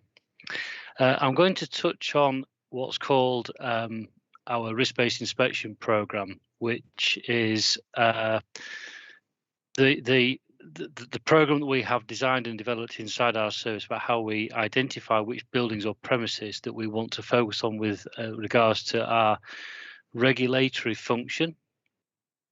And I'll touch a little bit about the hierarchy of how we approach using our staff and resources to deliver that. We've been asked to talk a little bit about the Grenfell inquiry, the learning that's been taken from that, what that means to us as a service and how we've applied that learning. So I will cover some of that with you. And in particular, I'm going to talk about a couple of key pieces of work that we've undertaken over the last 18 months. One called the Building Risk Review, which is to focus on buildings over 18 metres at what are called high-rise residential buildings. And I'm also going to touch a little bit on what's called the Protection Uplift, which is a grant that's been afforded to all fire and rescue services in the country to help support and develop their protection services. And partway through, I will just make some comments around some of the changes that are coming in terms of legislation, which touches on the final point here about planning and when fire and rescue services are involved in planning for, in particular, high-rise residential buildings. So with regards to business safety and protection services, this slide really is designed to show the full range of things that we are involved with when it comes to this particular area of work. It's fair to say that it is quite technical and specialised, but North Yorkshire Fire Service have for many years been at the forefront of making sure that we deliver our services by using all of our staff who are able to deliver it. So we have a specialist team who work in what is called fire safety. It's quite small. I'll cover that in a little bit later. But our operational crews are also trained, qualified and able to deliver protection services. And so they actually carry out some of our key areas of work, which is around fire safety auditing. So the legislation that fire services are responsible for regulating / enforcing is called the Regulatory Reform Fire Safety Order. It came into being back in 2005, so it's quite well established now. And we've made sure that we've trained all of our staff appropriately to be able to deliver the level of work that they're required to do in that regard. And that sets us apart from quite a lot of other fire and rescue services who haven't taken that same approach. We are now in a position where we've got a healthy number. Nearly all of our operational crews are either trained or currently being trained to the appropriate level. So fire safety auditing is a process where we basically work with business owners to carry out an audit, a holistic look at how they're managing fire safety, and that can or does lead to an outcome score, and depending on the outcome score that's determined states how we're going to resolve that. So it could be that we simply provide some basic education advice, or it could track all the way through to formal enforcement notices, and potentially it could lead to prosecution if it's required. But fire safety auditing is just one small part of our fire safety portfolio. We are a statutory consultee for a number of pieces of work. So, for example, all building consultations under the building regulations for non-domestic premises that are basically either new build or significant refurbishment, there's a statutory requirement that fire and rescue services are consulted with. We have a period of 15 working days to reply back to that consultation, and that's work that's undertaken by our higher trained and more specialist staff. On average, we get circa maybe 1,500 consultations per year, something like that. They vary in complexity, but it's a significant piece of work that we undertake. We also consult with licensing authorities. We might get involved working with trading standards. We are part of the Safety at Sports Ground group that look after certain venues within our county. And we'll also work alongside other organisations where required, if there's a necessary to have some form of consultation. I mentioned planning very briefly. Currently, there isn't a statutory requirement placed on planning authorities to consult with fire and rescue services. We do get some coming in, particularly from the national parks, so the Yorkshire Dales and the Yorkshire Moors, but from local authorities, it's not something that we routinely get consulted upon. That said, there is some significant changes in legislation that's in the pipeline, something called the Building Safety Bill, and that will pave the way for planning authorities to have to consult with fire services on some key piece of information that the designers and the architects and people building new builds that fall into what's called scope, so high-rise residential over 18 metres, they will have to submit a fire safety strategy or a plan. And we fully envisage that that is something that we will be asked to consult on and provide an opinion about. So to date, that isn't in place and hasn't happened, but we are fully expecting that we'll see a growth in that particular area. As part of our approach to delivering our fire safety and protection services, whilst we've got the auditing approach, we also look to deliver advice and guidance. So part of our role is about supporting businesses. We will engage with those people and make sure we deliver the best possible advice and guidance we can. That's done sometimes by personal contact. We might visit venues and businesses. It might be on the phone, our website. But what we do, where we stop short, is formally stepping into what's called consultation, and that wouldn't be appropriate for us to undertake. We are heavily involved in business engagement, so we work alongside lots of other organisations to deliver that work. We've worked across, like working with insurance companies, working with social housing providers, working with landlords and attending landlords forums, working in the care home sector. So very much like a broad range of businesses that we would like to engage with to provide that support through business engagement work. So in essence, what I'm saying is that fire safety is actually a really quite broad area of work. It's very much in the spotlight. I'll come on to reasons why later on. But nationally, there's a very, very significant interest now in protection services. And I think on behalf of North Yorkshire, it's fair to say that we have a very good track record in delivering fire safety. We have some very knowledgeable and experienced staff working in that particular department. When I come a bit later on to show how we're using the Protection Uplift Grant to sort of further develop our services, hopefully that will give you confidence that the forward-facing future for North Yorkshire Fire Service is looking really quite positive in this area of our business. This next slide really aims to sort of show you just how we want to go about ensuring that the way we deliver our protection services meets what's in the centre here, so that we're current, we're clear and consistent. At this particular moment in time, there is an awful lot of information, new legislation, proposals, guidance that's coming to fire and rescue services and indeed the wider fire safety sector. And it's really important that we as a service keep on top of that, that we're fully aware of what's going on, so that we can start to introduce or include any of those new bits of guidance, information and certainly legislation into our policies and make sure we deliver it, like I said, in a very sort of clear and consistent way.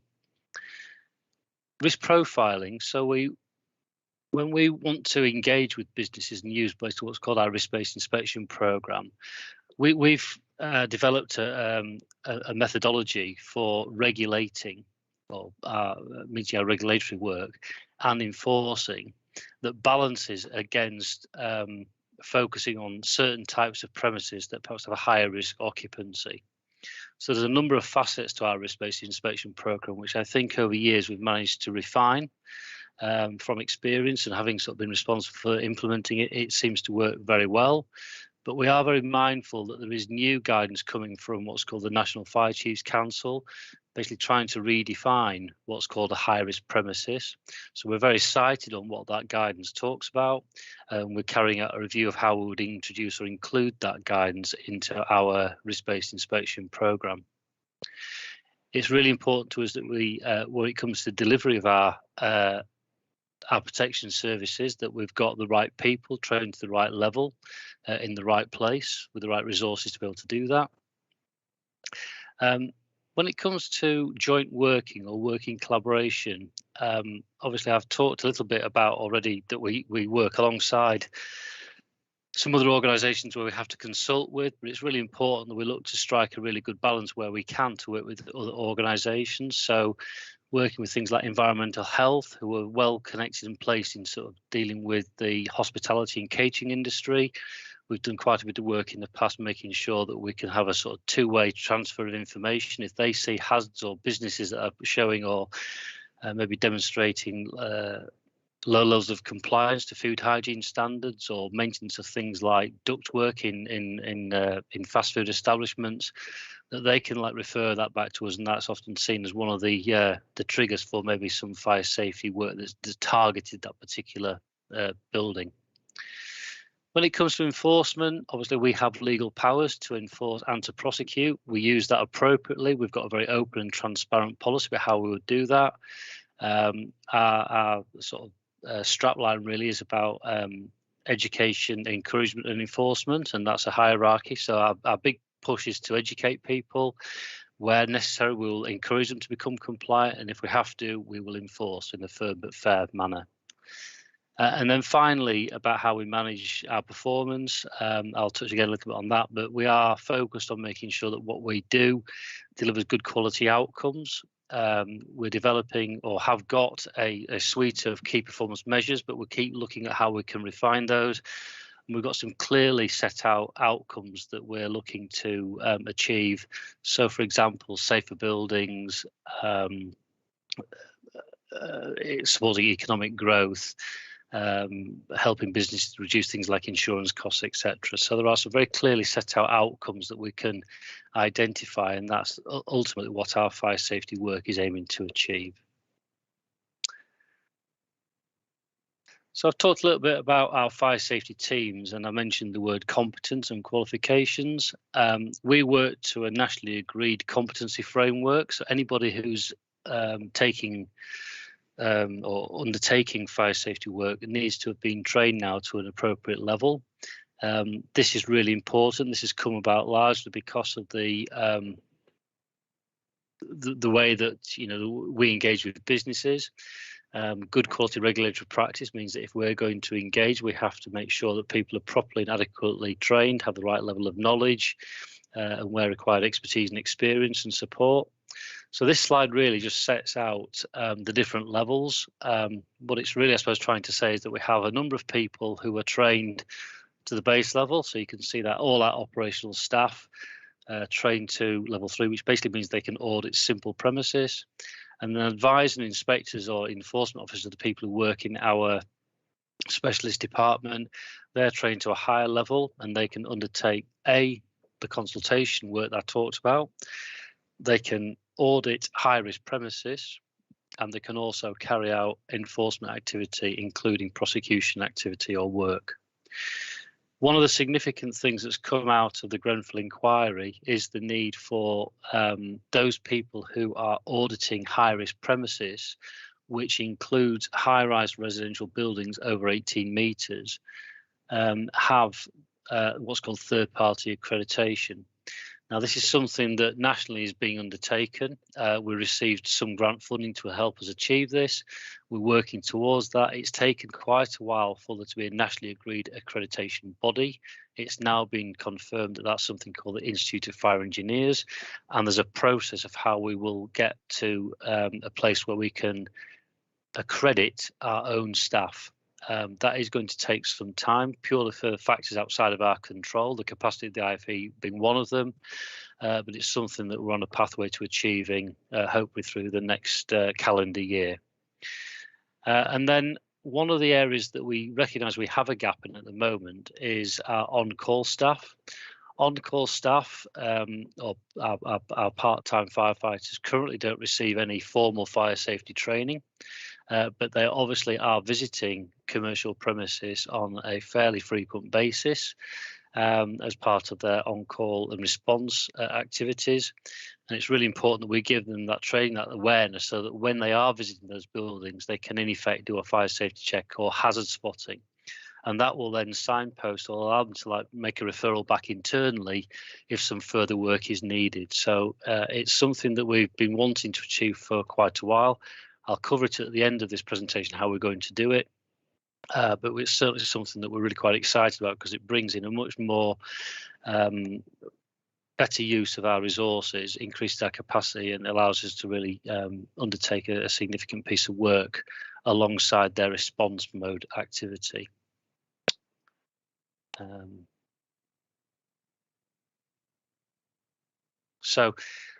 Just to summarise then, what we work towards in our organisation is a hierarchy. This is basically setting that out. So the bulk of our work in fire safety will centre around auditing, which is our regulatory work of the fire safety legislation. Sitting on top of that, we've got the advice and guidance, the business engagement, which is something that we think is really important. Working with others moves on. Obviously, that really features around the collaboration work and the consultation work that we undertake. When it comes to receiving complaints, we have a policy in service, and we aim to meet that policy, which is a requirement of putting in some form of intervention within 24 hours. We've got a high level of success on that. There are occasions where it's quite difficult and challenging logistically to do that. But we have people who are very adept at understanding how to sort of process a complaint, in effect, if necessary, to triage it and put some sort of appropriate response in. And then finally, as I mentioned before, we've got the enforcement activity, which ranges right up to actually prosecuting people for non-compliance of our legislation that we're responsible for. So just to move on to the next area. Over the course of the last 18 months, North Yorkshire Fire has undertaken a very comprehensive exercise in profiling risk. And as part of that exercise, we're looking at how we can use information intelligence to align our business safety work to what we've got within the North Yorkshire Fire Service areas. So that's North Yorkshire and the City of York. That is work that will be continually added to as we are able to access more and more information, and we can work alongside some of our partners to get much more detailed information. And some of the things I talked about before in terms of working with things like environmental health, There's some really good examples of good practice around the country, where, for example, some services use food hygiene rating scores as an indicator of compliance against general legislation, not necessarily fire. So we're always looking at novel ways, innovative ways of actually identifying ways to look at which buildings we might want to visit.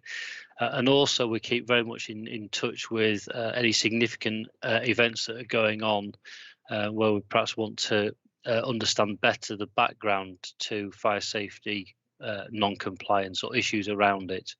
And an example there would have been where we've seen significant fires in care home settings, and we've focused on care homes, particularly around their ability to manage the evacuation of residents should it be on fire.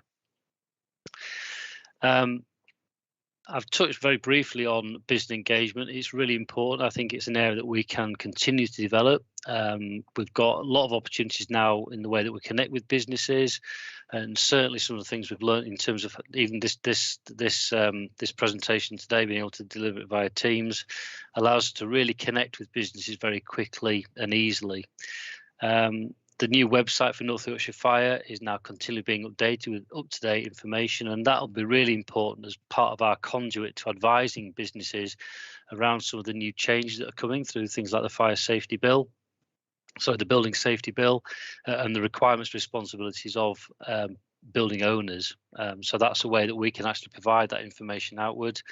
And then we've got other things like our social and conventional media source as well, just to give key information out to the community.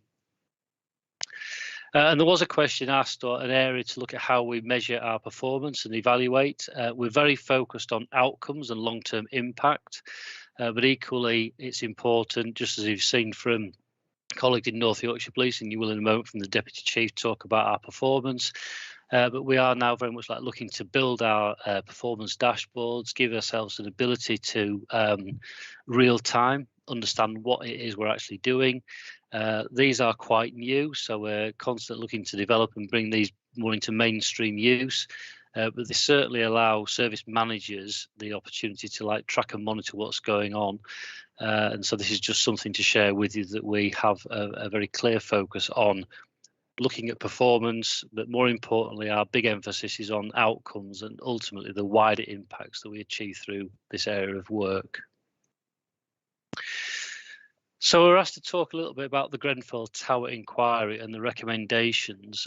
So just to touch on a little bit of the background, obviously the fire happened back in 2017, and as a result of that, there was the Grenfell Tower inquiry. The first phase of that inquiry led to the publication of a report, which included a number of recommendations. Not all the recommendations are purely for the fire services across the country, some very much are, but they're also aimed at people who are responsible for the ownership, the management of buildings that are what are classed in scope, so high-rise residential over 18 metres. There is currently a second phase of that inquiry ongoing. I'll touch on that in a moment, but from the phase one, North Yorkshire then lifted those recommendations and created our own internal action plan. I'm pleased to say that we've been very proactive in looking at those recommendations and delivering against some of those actions that we thought were really important. So just to run through a few of those here, we are part of a regional high-rise group. So we meet with the other 3 Yorkshire fire and rescue services. I think it's fair to say that their building stock in certainly West and South Yorkshire is very different to that in North Yorkshire, and there is a tremendous amount of knowledge and expertise in those services in this particular type of building that we've been able to tap into, and we meet with them regularly. We set up our own working group, as I said, within our own service, and formed our own action plan, and we worked through that. We were required, as were all fire and rescue services, to carry out what was called a building risk review. I will explain that in more detail in a moment, but we set up a project post, a specific post to actually oversee that review, and also to look more importantly at risk information of this type of building alongside some other work as well, which is now being completed. We received some money again from the government to invest in some of our equipment. So we have now procured what are called smoke hoods and smoke curtains, which are now available to our response staff. They're on fire engines, and we have tested that as well on a number of occasions in high-rise exercises. We've provided training to all our incident commanders on buildings that fail in fire. So one of the outcomes from the Grenfell inquiry was the fact that you saw that tower block so rapidly become in totality involved in fire, which is, if you followed the inquiry and you followed the investigations that were into it, shouldn't have happened but did. And that was all to do with things like the cladding systems and the external walls, but also to do with things that provide that base level of knowledge and understanding. We have written operational information notes, which are based on national operational guidance, which are due to go live very soon, which basically sets out, if we went to a fire in any building like this, this is how we would deal with it. There is information now being made to responsible persons, take that as people who own high-rise residential buildings, on what are called evacuation plans, or PEEPs. And that's something, again, this is how we're communicating what we know to the building owners on how to do that. Our control staff have had additional training on what's called fire survival guidance, and also about how they can directly communicate with incident commanders, so that what we call situational awareness is really clear, so that people who are remote from the incident, i.e. in the control room, have a very clear and direct link to people who are on the ground managing the situation, so that they have a really good understanding of what's going on. And work that's been done and around evacuation procedures, so how we can manage the evacuation plan for such a building should it be required. There are some things that we're focused on, which is to come next year. We expect the Grenfell inquiry phase 2 to complete, and that there will be a report that comes out again, setting out more recommendations for us to look at. Of particular interest to us at this stage, there are 2 modules that have been looked at in that phase 2. Module 3 is around basically fire safety, and so obviously we're naturally very interested to look at what that says to us in terms of any learning, things that we need to change. And module 5 is around firefighting. So again, from a response element, we're very focused on what that's going to say in terms of recommendations, in terms of techniques, tactics, equipment, the way it's resourced, and how we undertake that particular part of our work. The Fire Safety Act basically came into being in 21.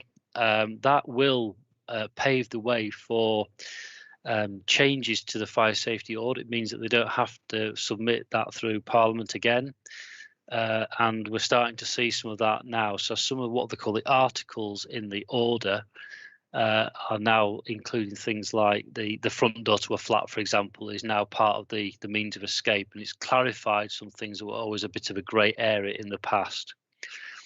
The Building Safety Bill will eventually get royal assent, go through Parliament.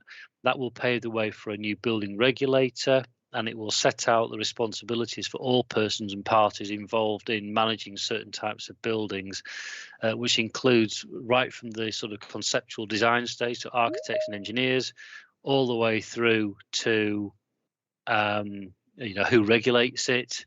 And obviously it takes it right through eventually to the point when the building will be decommissioned and demolished. So it's a very extensive piece of work. And one area that we are looking at is if there might be a further focus coming down from the 18-metre threshold to focus on buildings over 11 metres, of which we've got a lot more in North Yorkshire. We don't have many over 18 metres in North Yorkshire service area. So I mentioned high-rise residential building training exercises. This is one of those taking place. This was actually in Harrogate back in sort of September time. What we did here is we ran a scenario where we had a fire on the 9th floor of a 12-storey building, and you can see here we've got quite a large number of staff from the fire service on site. Basically, we tested our operational procedures of deployment. We tested some of our new equipment, like the new aerial ladder platform, which is based at Harrogate, and this allowed us to rescue people from the roof level. And we also used things like the smokers and the smoke curtains to basically sort of allow people to exit the building from within. So, a really good example of how we train our staff, but we test our ability to cope with such an event. And I have to say, on this particular occasion, whilst there were some significant learning outcomes from it and things that we've taken away, it was actually a well-run exercise, and it gave us some confidence in terms of, and hopefully the public confidence, that should an event like this take place, that North Yorkshire Fire are very well in place to actually deal with a fire like this. So I've touched on it very briefly, but the building risk review was a piece of work commissioned by what was then called the Ministry of Housing and Central Local Government. The ask was for all fire and rescue services to carry out an appraisal of all buildings that were over 18 metres and that were high-rise residential. We got notified of all the buildings in our service area. We undertook a triage exercise to basically determine what we'd done historically and what we wanted to do in the future. The ask from government was that we would reply back to them with a detailed appraisal stroke assessment of all those buildings. What we were able to do was report back by July of this year that we'd undertaken that risk review. We'd gone to all of the buildings that were in scope in our area. We'd carry out the appraisal and we reported back to the NFCC through their portal. This is a screenshot of that. It was a very interesting exercise for us to undertake. We learned quite a lot by undertaking it. We broadened out the scope of the original ask from government, and in particular around the risk information piece of work I mentioned briefly earlier on. So we've now got some detailed and very comprehensive risk packs for us to use should we ever go to one of these buildings in scope that is on fire.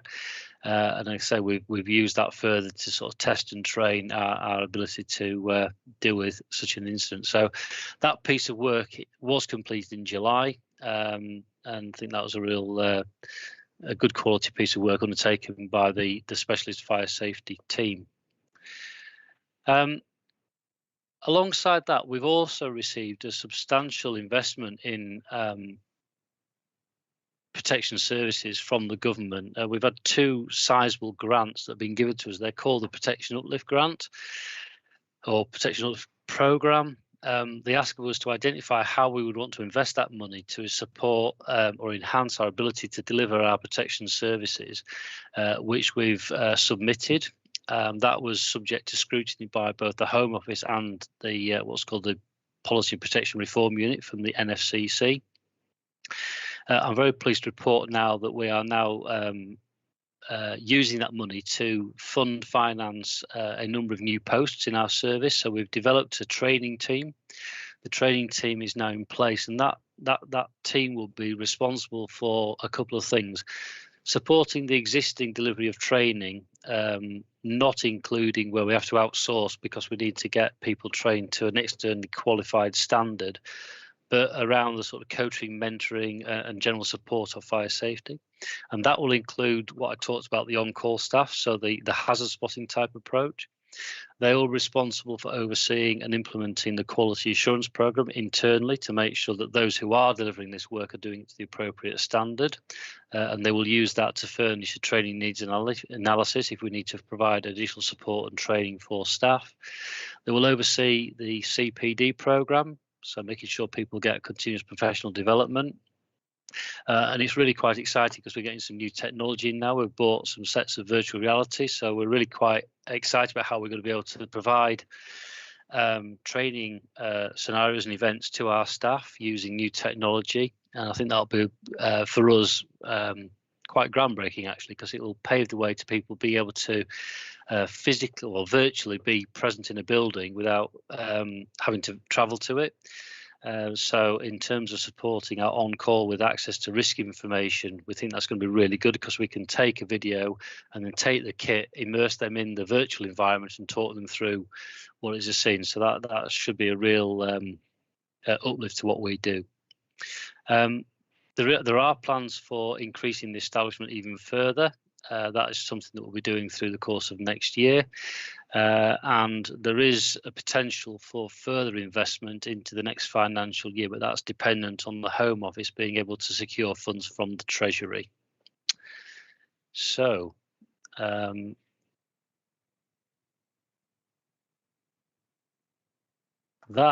in effect, brings me towards the end of our presentation on protection services. Hopefully I've answered the questions of the brief, but if there's anything else you'd like to ask me, then please do.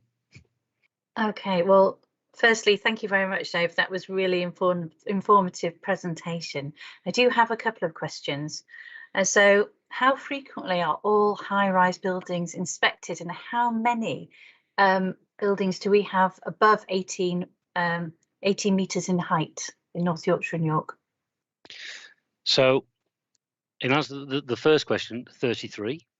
And just Commissioner, just so we're clear, we're talking about high-rise residential. We might have some other buildings that are similar or that height, but there might be an office block, for example. So, but it's fair to say North Yorkshire, the City of York, we don't have a large building stock that is of that height. You know, most of our buildings are, you know, would range between sort of 7 to 11 metres. That sort of height. So 4 or 5 floors. You know, if you look around most of our towns, that's the kind of height of buildings you'd probably see in the main. In terms of how frequently, this is largely part of what the risk-based inspection programme does. So the way that we would undertake it is we have a tool built into our system, and it depends on the level of compliance. So in the first instance, we've been to these buildings. If they were very compliant, we might go back, say, every 5 years. If they were showing signs of being non-compliant, and again, depending on the scale of that, then we might take it back down to a year. And it depends on the purpose group. I have to say that it's really important to reassure yourself and the public, these are safe buildings. These are buildings that we've looked at. These are buildings that are well managed. They're well looked after. These are people where people are living. We haven't identified significant fire safety issues in the building stock that we've appraised here. I think that's really quite important to give that reassurance in. Obviously, we're actively involved in working with the responsible person, building owners. So again, going back to that comment I made about advice and guidance, if there are questions, we really want to engage, provide that support.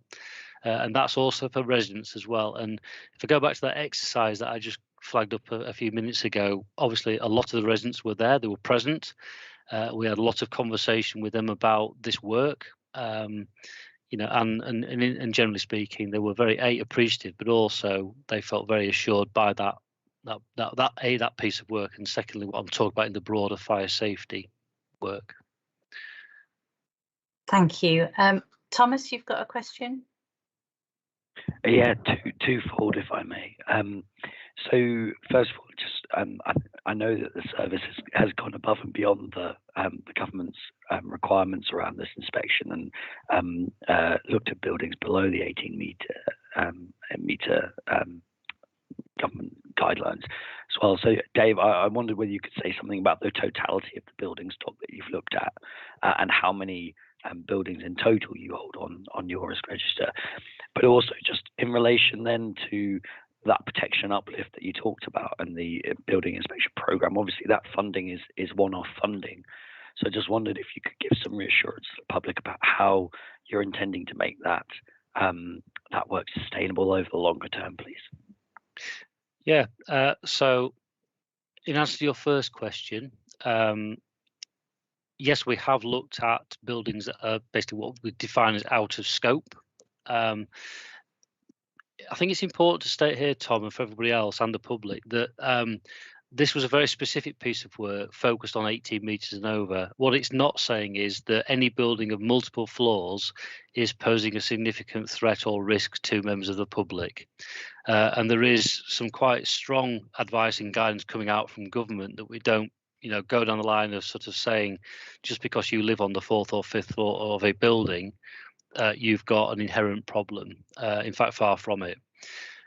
We are really quite joined up in our thinking about how we regulate. We've got a variety of functions and approaches. So protection services aren't seen to be running separately to things like prevention. These buildings I'm talking about right now are homes to people, and it's the people that we want to engage with as well about making sure they feel safe in their home environment. Now, the fire safety legislation only relates to what's called common areas, so it doesn't allow us to actually go beyond the front door in terms of legally, but that's where our prevention services step in, and that's by invitation. But that's where we can then work with homeowners to look at how they are living in that domestic environment. We have got an awareness of some specific types of buildings. It's what's called specialised housing. So again, this is very much about those people who've got some higher level of need. And again, there's national guidance around that. So going back to our risk-based inspection programme, when we look at the buildings or type of building that we want to be working with, some of those can be very simple in design and size, but the risk is elevated because of who's living there. Okay, so I don't want to sort of make it sound like overly complicated, because it isn't, but it has got a lot of thought that goes into what we think is an appropriate risk-based inspection programme that serves our county or our communities in our service area. But I go back to that we are regularly and routinely reviewing that to make sure it's still fit for purpose. Thank you. And I just have a quick question, because I'm conscious of time here. You mentioned the control room, and I'm wondering what training do they have, the staff there, in light of the Grenfell tragedy? So obviously our staff would be operating remote from the incident, and when calls come in, depending on the circumstances of what they're hearing, they may be required to give what's called fire survival guidance. So obviously they can only go on what's being shared with them and conveyed to them by the person making the call. But we have reviewed what the fire survival guidance script is, how it would be applied, what they would say to people. So that's a really important area, because you may have heard of something called stay put policy. So in these buildings, they are designed for, if there's a fire in any flat, for people elsewhere in the building to stay in their own flat. The evacuation strategy is not as it would be, say, like in a school or hotel, where you'd expect everybody to vacate the building. The alarm systems inside the building aren't there to do that. You don't have that mechanism alerting everybody. But our control staff, they've had that fire survival guidance refresher training. And then we've also, as I said, been working what we call the evacuation strategy. So there's a direct link between basically a pre-plan of what would be in the building. This is where the personal evacuation plan information comes in. So if we've got residents who would struggle or have difficulty in evacuating, we need to know where they are. It's the responsibility of the building owner to look at the provision to get them out. Fire services aren't expected to turn up and rescue people. That should be part of the pre-plan. But we need to understand where people are, and then what the evacuation training has been about is how we can facilitate that. So you've got a link between what control are getting by incoming calls and what guidance they're giving, and what people like myself and other colleagues on the line will be sort of doing if we were at the incident, in terms of managing it directly, so that we're not conflicting between the two. We're not giving some advice that's counter to what's been going on, and vice versa. Mm-hmm. And then I suppose the third thing really is about understanding the risk information, where it is, and being able to convey information very directly from what they're getting. So incoming information intelligence that they can relay directly to the incident commander on the ground. That's great. Thank you very much. And thank you once again for your presentation. So we'll move on to agenda item 7, which is the North Yorkshire Fire Service performance update. I'll turn to Jonathan, please. Thank you, Zoe. I think Amanda's sharing the presentation for me. Thank you, Amanda. Could we move through, please? Thank you. Right, our performance pack. Hopefully, or a point we're moving to, Zoe, you will have seen, Commissioner, sorry, you'll have seen in Dave's presentation, the dashboards that we're hoping to move to, which will allow us to go into much greater depth or allow that analysis for both yourself and for the public. In the interim, on our overall incident here, we can see we've had a minor reduction in incidents over the last month, equated to around 26 less fires and 30 less special service incidents, which for the community's special service incidents relates to incidents such as working at height, where crews need to perform a rescue, or road traffic collisions. If we go to slide 2, please. Now, our incident profile tends to remain fairly consistent, with minor swaps at the top around false alarms and then small fires and certain aspects and in seasonal variations in residential. You'll see that we have at the top, and this is a constant for us, around false alarm apparatus. So these are alarms that have been triggered due to a mechanical fault or a fault or testing of a system within a premise. Now, those premises can include residential as well and private dwellings. That remains consistently high for us, and this is a point that we are, through our transformation strategy, looking to review and make sure that we can either strategise or make policy or procedural changes to try and address those current high numbers. However, this does reflect a national position, and data released by the government shows that this is an increasing trend nationally. Another area just to highlight on this is around, we are increasing and maintain that increase around gaining access.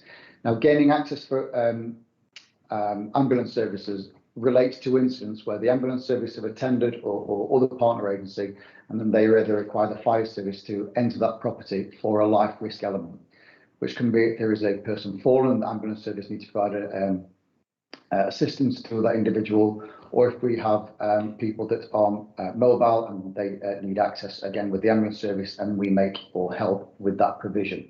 And this is an increasing growing trend for us. It's another area of collaboration, and certainly a position we're hoping to move forward for in closer working where possible with health and with other partner agencies. If we go to slide 3, please. Now, slides 3, 4 and 5 all relate to false alarm, the information related to false alarm and their actuation. You'll see there, and again, we're in very small numbers, but we've had a slight increase there of 13 false alarms. If we go to the next slide, please. This again gives that overview. Now, the large blue element is around the automatic fire detection systems. False alarm good intent is where people have called out the service, and when we get there, it was for a good intent, however, it isn't or doesn't require a fire service intervention. And false alarm malicious is what it says on the tin, it's where people have called us out maliciously. Thankfully, we have, as you can see there, a very tiny proportion of our calls which relates to that. Now, automatic fire alarm systems and call to alarms where the apparatus is actuated will always have an attendance from the fire service, because there is always, or has the potential for there to be life risk. Relating back to what Dave's just been talking around there, in high-rise buildings, points for this, and with the waking watch, which we're seeing within Grenfell, sprinkler buildings and common alarm systems are what would be able to remove the waking watch. For us, this is around the life risk, and that is why we will always mobilise appliances into these areas. Now, what we have seen, if we go on to the next slide, please, is again looking at the top pie chart, is still the greatest proportion, 57% of those AFAs relate to dwelling and private dwellings. And this is in some ways linked to seasonal movements as people are working at home, and also people cooking at home, and also solid fuel fires, which do actuate alarm systems. We've also seen recently an increase in alarm faults relating to domestic alarms. And this also includes in private dwellings where people have the ability to have poor calls or alarms where the fire service would be called through alarm centres. We will always make that call and make an intervention where required. Next slide, please. Now I'll relate this one. This slide relates to our absence overviews relating to whole-time and on-call staff. We are seeing an average now of around 7 people self-isolating and around 19 people being absent from the workplace due to sickness. We do have, as every organisation has its seasonal trends, and we do start to see an increase towards this time of year. Of course, we do anticipate, touch wood, not significantly, the increase in self-isolations. If we go to the next slide, please. Now, this relates and gives us a broad view of the organisation.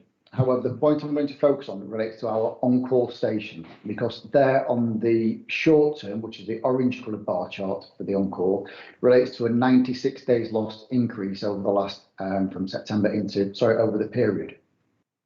Now, this relates to, and this is a national perspective as well, which is mirrored within North Yorkshire. The top 3 areas that this relates to for whole-time and on-call is musculoskeletal injuries, mental health and gastrointestinal injuries, and particularly on the musculoskeletal lower limb injuries. And this is something that we've now, through our Health and Safety Committee, looking at a greater assurance and investigation process. One, to make sure that we are preventing where possible and understanding the causal effects, but also then to make sure we're able to provide greater support and expedite people's return to work wherever physically possible. We have seen with the on-call an increase in accidents related to their primary employment as well, which of course has the knock-on effect into our employment. Where possible, we're working with employers to see if there's anything we are able to do to ensure their return, and if possible, providing that necessary support. Just as a point of assurance for the public and for yourself, Commissioner, the national performance indicators has an average of 4.24 days per person for whole time. For ourselves, we are under that at only 3.73. So our interventions are working and our support mechanisms continue to work. Now, because of this, and considering around points around mental health and musculoskeletal, in conjunction with our Enable partners, we are providing workshops. We've provided suicide awareness and prevention conference, which had great success insofar as we have colleagues coming forward to seek support, which is fantastic, and it shows the interventions we're providing is making it available and accessible. We're providing wellbeing workshops on the same theme to make sure people are aware of the services that's available, seeking avenues and where necessary external support. Positive psychology and also musculoskeletal workshops, predominantly focused on, again, lower limb and back injuries, which are running throughout November and December. And of course, we'll review the success of those and then build on that basis to make sure that we can, wherever possible, maintain or assist people within the workplace or put them onto duties in other areas of the service where required, so that there is still productive and positive work with the individual, and also then they still feel part of the organisation, which is essential. We don't want them to feel that, obviously, we aren't supporting those in those elements. If we go on to the next slide, please. Now, this will be an area I'm sure you would like to focus on, and again, for members of the community that follow this through, you will see from the quarter we've dropped in October 1% average availability there. But the red part at the end, which relates to critical figures for us, which means we had less than 32 appliances available. Once again, I will just reiterate and reassure the members of the public that you will always receive a fire engine and an emergency intervention by the fire service when you dial 999. We have systems and business continuity systems in place to move appliances around the county, but we will always make a response, have the greatest provision in the areas of greatest risk and need. So you will always have a response within there. However, to address this point, so we'll see that it's increased just over 3% up to 12.2% for us. This is something, of course, which is a cause for alarm for us, because we want, wherever feasibly possible, to be a minimum degree. Maximum would be a dream for us, but it isn't viable currently. So what does this mean? For us now, this relates predominantly to our on-call staff and the number of staff that we have available, and of course those staffing those appliances. Our whole-time appliances are then moved around the county to make that provision and make that fire cover wherever physically possible. We have, in previous public accountability meetings, discussed our approach and strategy to increasing our on-call availability and that staff, and it's something that we're already working towards greater engagement and greater recruitment to fulfil the gaps in the recruitment areas wherever possible, so that we can reduce those figures. Can I just ask a quick question on that last slide? So your critical time cover, is that during the day? Those critical times, are they evenings? No, predominantly it is in the day, Commissioner, and this relates, of course, to where our on-call staff are in their primary employment. Again, nationally, there are terms that the on-call is a broken duty system. However, in other areas of the country, it does work. So I don't think we can use that terminology.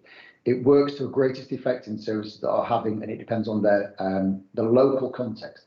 For us, because of the geography of the county and the change of the demographics in home working, we're hoping now, as a result of COVID, that home working is something we can target and allow people to provide a period of cover under a revised pay and contract system that we're looking to employ. So we're making every possible element that we can and everywhere we can explore to try and increase this availability across the board. Okay, thank you.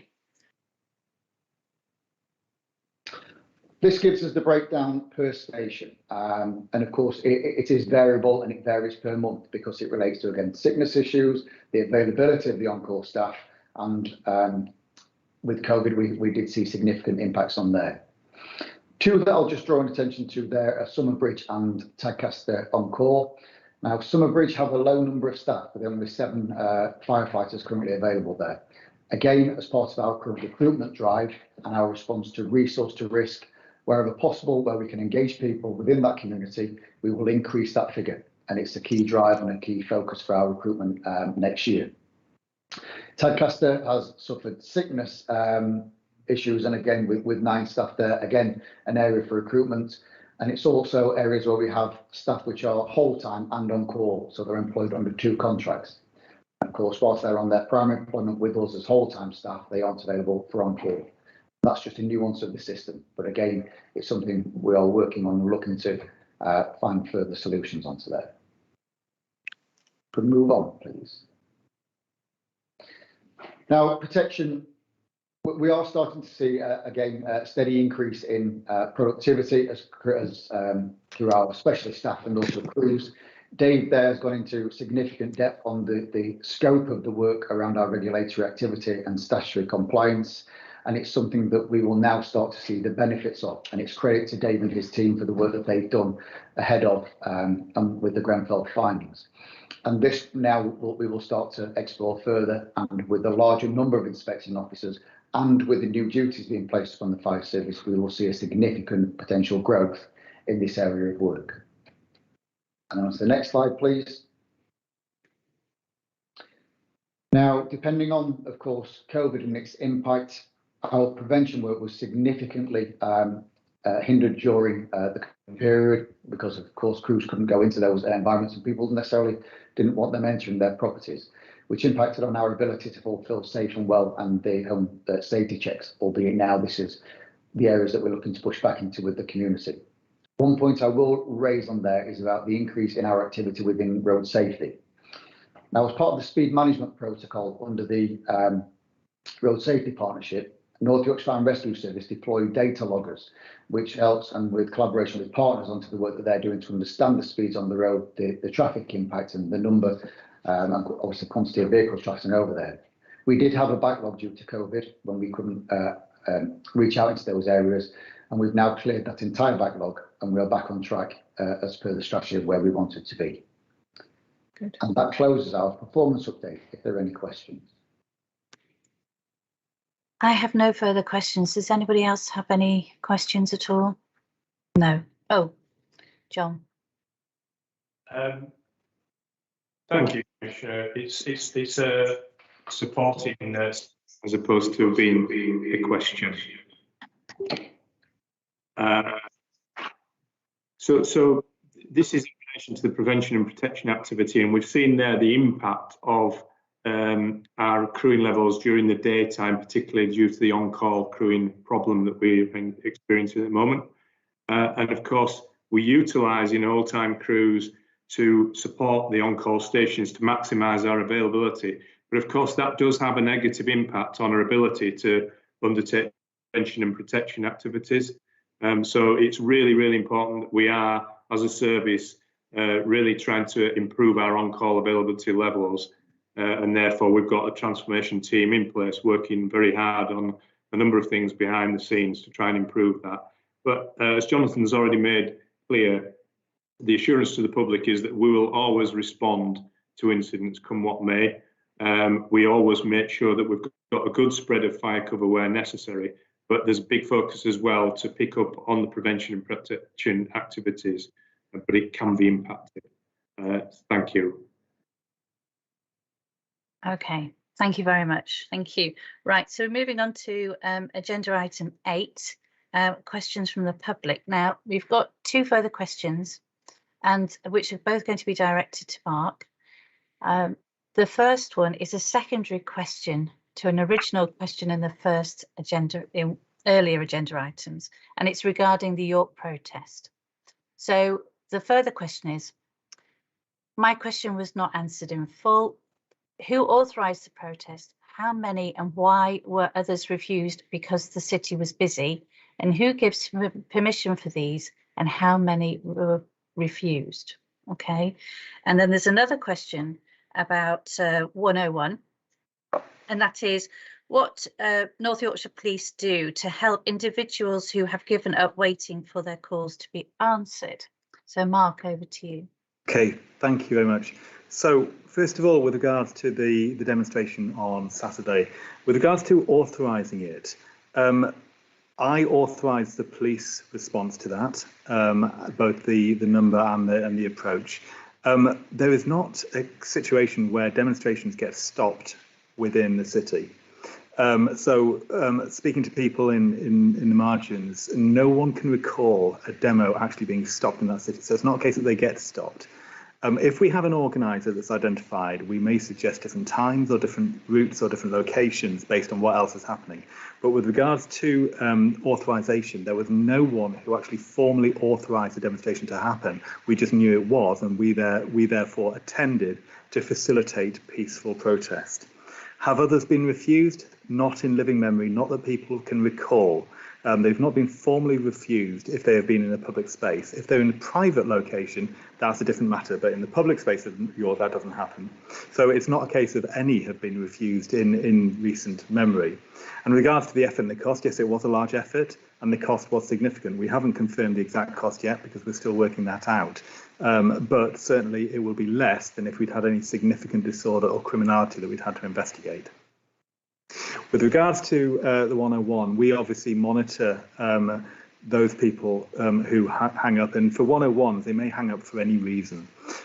We do not follow up every single 101 that hangs up, but what we do is if there is a queue, we have a callback mechanism, and that we automatically offer people a callback if they decide to hang up, and if they take that offer, we will respond. So 82% of callers do take up that callback option, and of those that take the callback option, 97% are contacted with success, and the others that don't take up that and don't get we're not successful in calling back, is because they basically just don't answer the phone. So we have a callback functionality which is effective, and if you want to take it back, basically we do call you back on that. And then just and with the 999s, we have a whole range of different technical mechanisms of finding out who you were if the 999 system falls back, to make sure that people who are at significant risk are actually we speak to them to make sure that we know what that threat was, because sometimes people are not able to answer the phone, so we do have to make sure that those people at the highest level of threat, we are able to trace that and trace them, and that's what we do. And finally, Zoe, just quickly regarding your question about cycles earlier, just so you're aware, since the 1st of November, we've had 111 cycle thefts. Majority areas have been in Guildhall and Micklegate wards in York, which is of no real surprise. No peak days, no trends other than of the 7 offenders we've caught, 2 are repeat offenders, and there's a whole load of work going on to look at why they keep stealing bikes.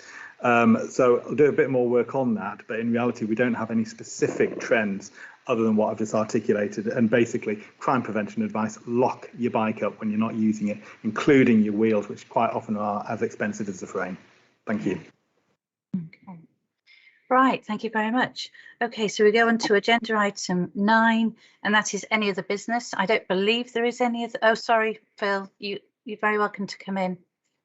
Sorry, Commissioner, I think there was another part of the question from Mr. Oh, I Gomez, apologise. just in relation to the potential for support for improving performance in the force control room. So I think just in terms of that, there is a gold group set up under Assistant Chief Constable Lindsay Butterfield, which again the Office for the Police, Fire and Crime Commissioner attend in relation to regular performance monitoring of the force control room. There's been investment in short-term money made available from the Commissioner's Office in relation to short-term improvement in performance for the force control room. There is a medium-term plan in development, investment in technology going into the control room. So again, there's lots of work going forward, supported by the Commissioner and the Commissioner's Office, with regards to improving performance in the force control room, and it is a priority, I know, for yourself, Commissioner. So again, there is lots of work ongoing on that. It is, and thank you, Phil, for coming in on that, and apologies for not saying that second part. Okay, we'll move to agenda item 9, which is any other business. I don't believe there is. I'm just waiting to see. I don't think there is. No. Okay, so we'll move to agenda item 10, which is the date of the next meeting, which will be Tuesday, the 25th of January, 2022. Okay, so I'll bring this meeting to a close. Thank you very much.